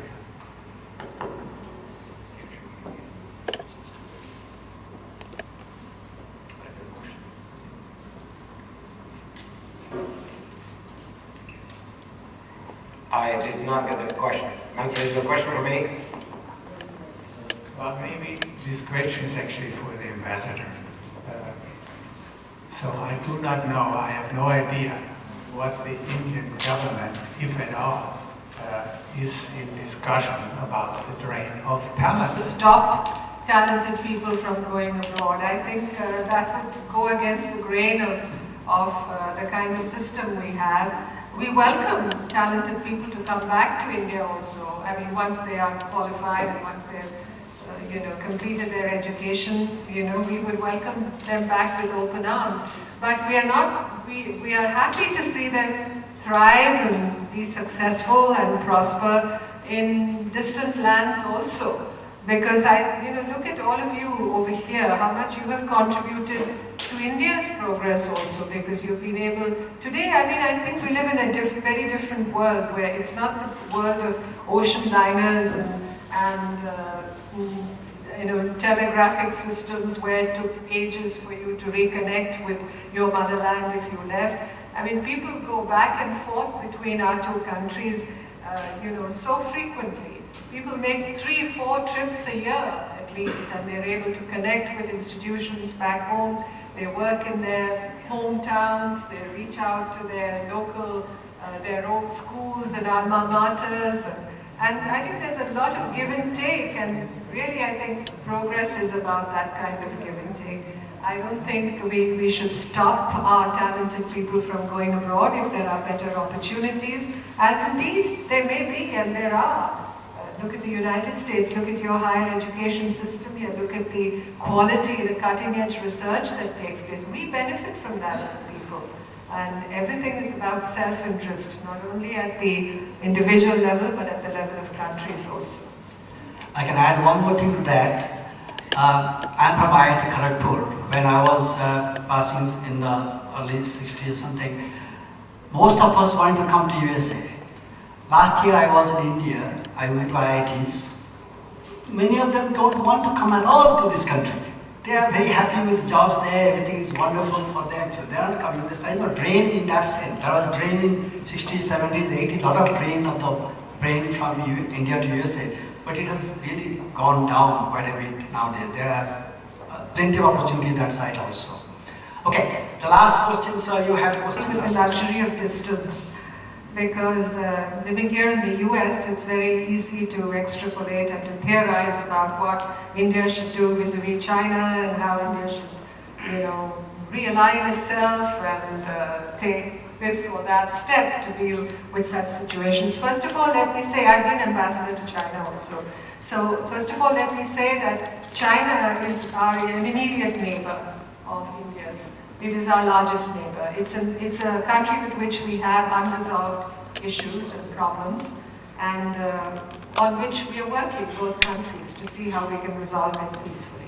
So obviously the priority certainly is to normalize relations with China in a mutually beneficial way. Obviously, we're not going to give away the store when we do that. We have to defend our interests, and we are doing that. But it's a long process. It's a relationship that is very complex and needs to be expanded, needs to be amplified in a positive way.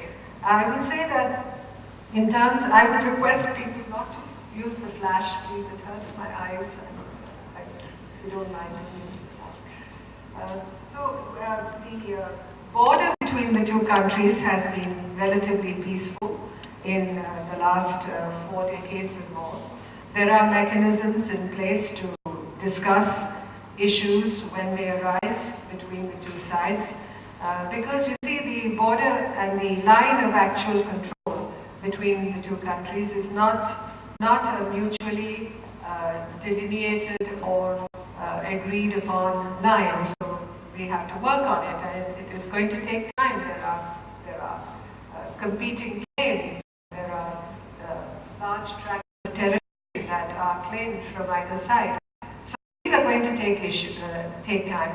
When it comes to the South China Sea, and when it comes to the problems that have arisen in recent months and in recent past between China and Southeast Asia, India as a country relationships within the region. That is the challenge, and how we do it is through greater dialogue, through better means of communication, tension reduction, crisis management. Thank you, ma'am. Just to add one more thing, there was a question on drones.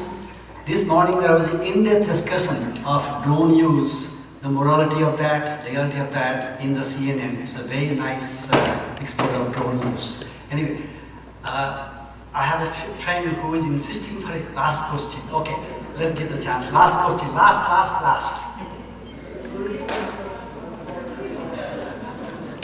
Thank you very much, Venudhar, for giving me a chance. It's the first time you did. So, my question is regarding energy policy and energy. I grew up in India where there was darkness. We started studying in Calcutta, and there's load shedding, and we had to study under a candle and all that. And this energy crisis, I think, is deepening. As you all know, that LPG cylinders are very expensive now, and there will be restriction on supplying this. And I'm very proud that many of my friends, when I go back, they own more than 2 cars. But the question is about how they're going to run those cars. Our coal is finishing up. We really don't have much natural gas or petroleum. I know that India was dependent on Iran, but that there is some friction with that too, that we are reading in the newspaper. So my question is, if we have to progress, if we have to have a stable country, and if we have to progress in economy, energy is very important. And I know that with the nuclear non-proliferation treaty that's taking place, America is going to help India on nuclear power, but that is also not being accepted by many states, like unfortunately the state that I'm coming from, West Bengal. The chief minister is dead against nuclear power. So my question is, what is India's policy in a nutshell? Of course, it's about 1 hour after lunch, and I'm surprised that everybody is patient and sitting here and listening. But in a nutshell, if Madam Ambassador and also the respective panel over there tell us about what should be and what is the vision for energy in the next few years in India. Thank you.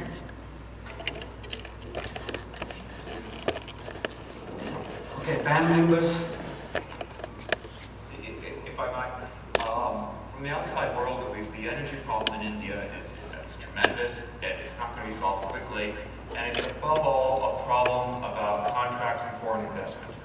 Whenever we discuss whether or not Walmart or IKEA is going to move into India, we're talking about a path that can be followed by any major investor, and foreign investors are very hesitant. The Enron shadow is enormous.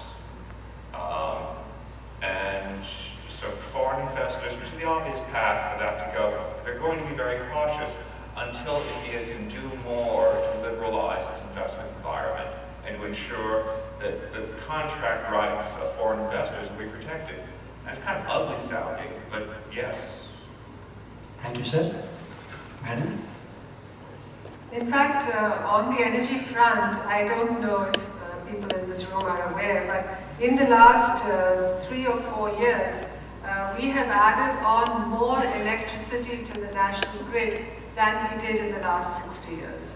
That is the capacity that has been added. And, India uses a lot of thermal power, as you know. We don't do too much hydropower these days. There are lots of environmental issues and all that come up. But solar power and wind energy is also being used in larger and larger proportions. In fact, the amount of energy that has been added on to the national grid on account of solar power has been quite impressive in the last 3 years particularly. The government has also liberalized a lot of the investment environment for investment in energy. And also power companies are able to buy equipment from abroad. GE does a great deal of business in India on that account. The Chinese companies, partly our trade deficit with China is huge, is because we import so much machinery from China, particularly in power generation. So the government is doing whatever it can to create that enabling environment in which more capital, technology, innovation can come into in terms of the energy scenario in India. Now let me tell you, the gentleman who asked the question, Iran was not the only country from which we imported. I mean, that is a complete exaggeration. That is not the case. We import energy from a number of countries. Saudi Arabia is our leading exporter of energy to India, of natural gas and petroleum. And with the difficulties surrounding the Iran question today, we have, diversified our sources of import because of the practical difficulties involved. So India has found solutions to these situations. I think one should confuse the issue with the price of LPG cylinders. I think there is availability within the country of gas and kerosene for the common man. Subsidies, Mr. Chidambaram spoke about the level of subsidy in our budget, but there are certain things that are merit subsidies. People deserve subsidies because they're very poor. They cannot access energy unless we are able to subsidize prices. So India will have to continue with trying to strike that balance for some more time to come. So once again, as I said before, one should not theorize too much about this. You're not looking at a laboratory situation in India. You're looking at real life and the lives of people and how the government articulates and executes policies that can help people really. Ultimately, that is the test of a true democracy. Thank you, ma'am. Thank you all. I thank our members over here profusely, also Madam Ambassador. We have small token gifts for our panel members. And the nice, beautiful ladies are going to give them.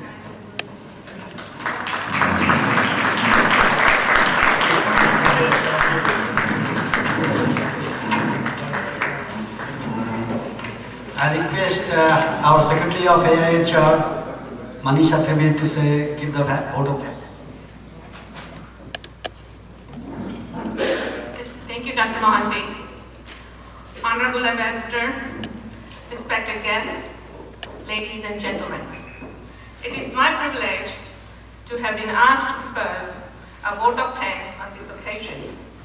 First, I wish to express my gratitude to Ambassador for coming to the Hampton Roads Republic Day celebration. Madam Ambassador, the views you expressed in your speech today will be entrenched with us as we forge ahead. Thank you and your team for enriching us for event today. We are very fortunate to have 3 members of the House of Representatives who care deeply about their constituents in Hampton Roads. My appreciation to Reddy Forbes, Scott Ridgell, and Senator Warner for their message to the Asian Indian community. Our panel discussion today was one of the best ever. Don't you agree? Thank you to Stephen Romain, Vinod Agarwal, Aaron Hart, and Anil Nair for lending their expertise. A special thanks to our moderator, Vidhu Mohanty. Finally, I would like to thank the Hindu Temple of Hampton Roads for providing this wonderful venue where we can meet and share ideas. An event of this scope does not happen overnight. The Asian Indians of Hampton Roads is fortunate to have a team of dedicated and motivated colleagues who have engineered this event. Thank you. And also, I would like to special thanks to junior AIHR volunteers who really worked hard today. Please. Most importantly, I want to thank you all for joining us today. I wish you all a happy Republic Day and may the light of freedom shine wherever you are. Thank you.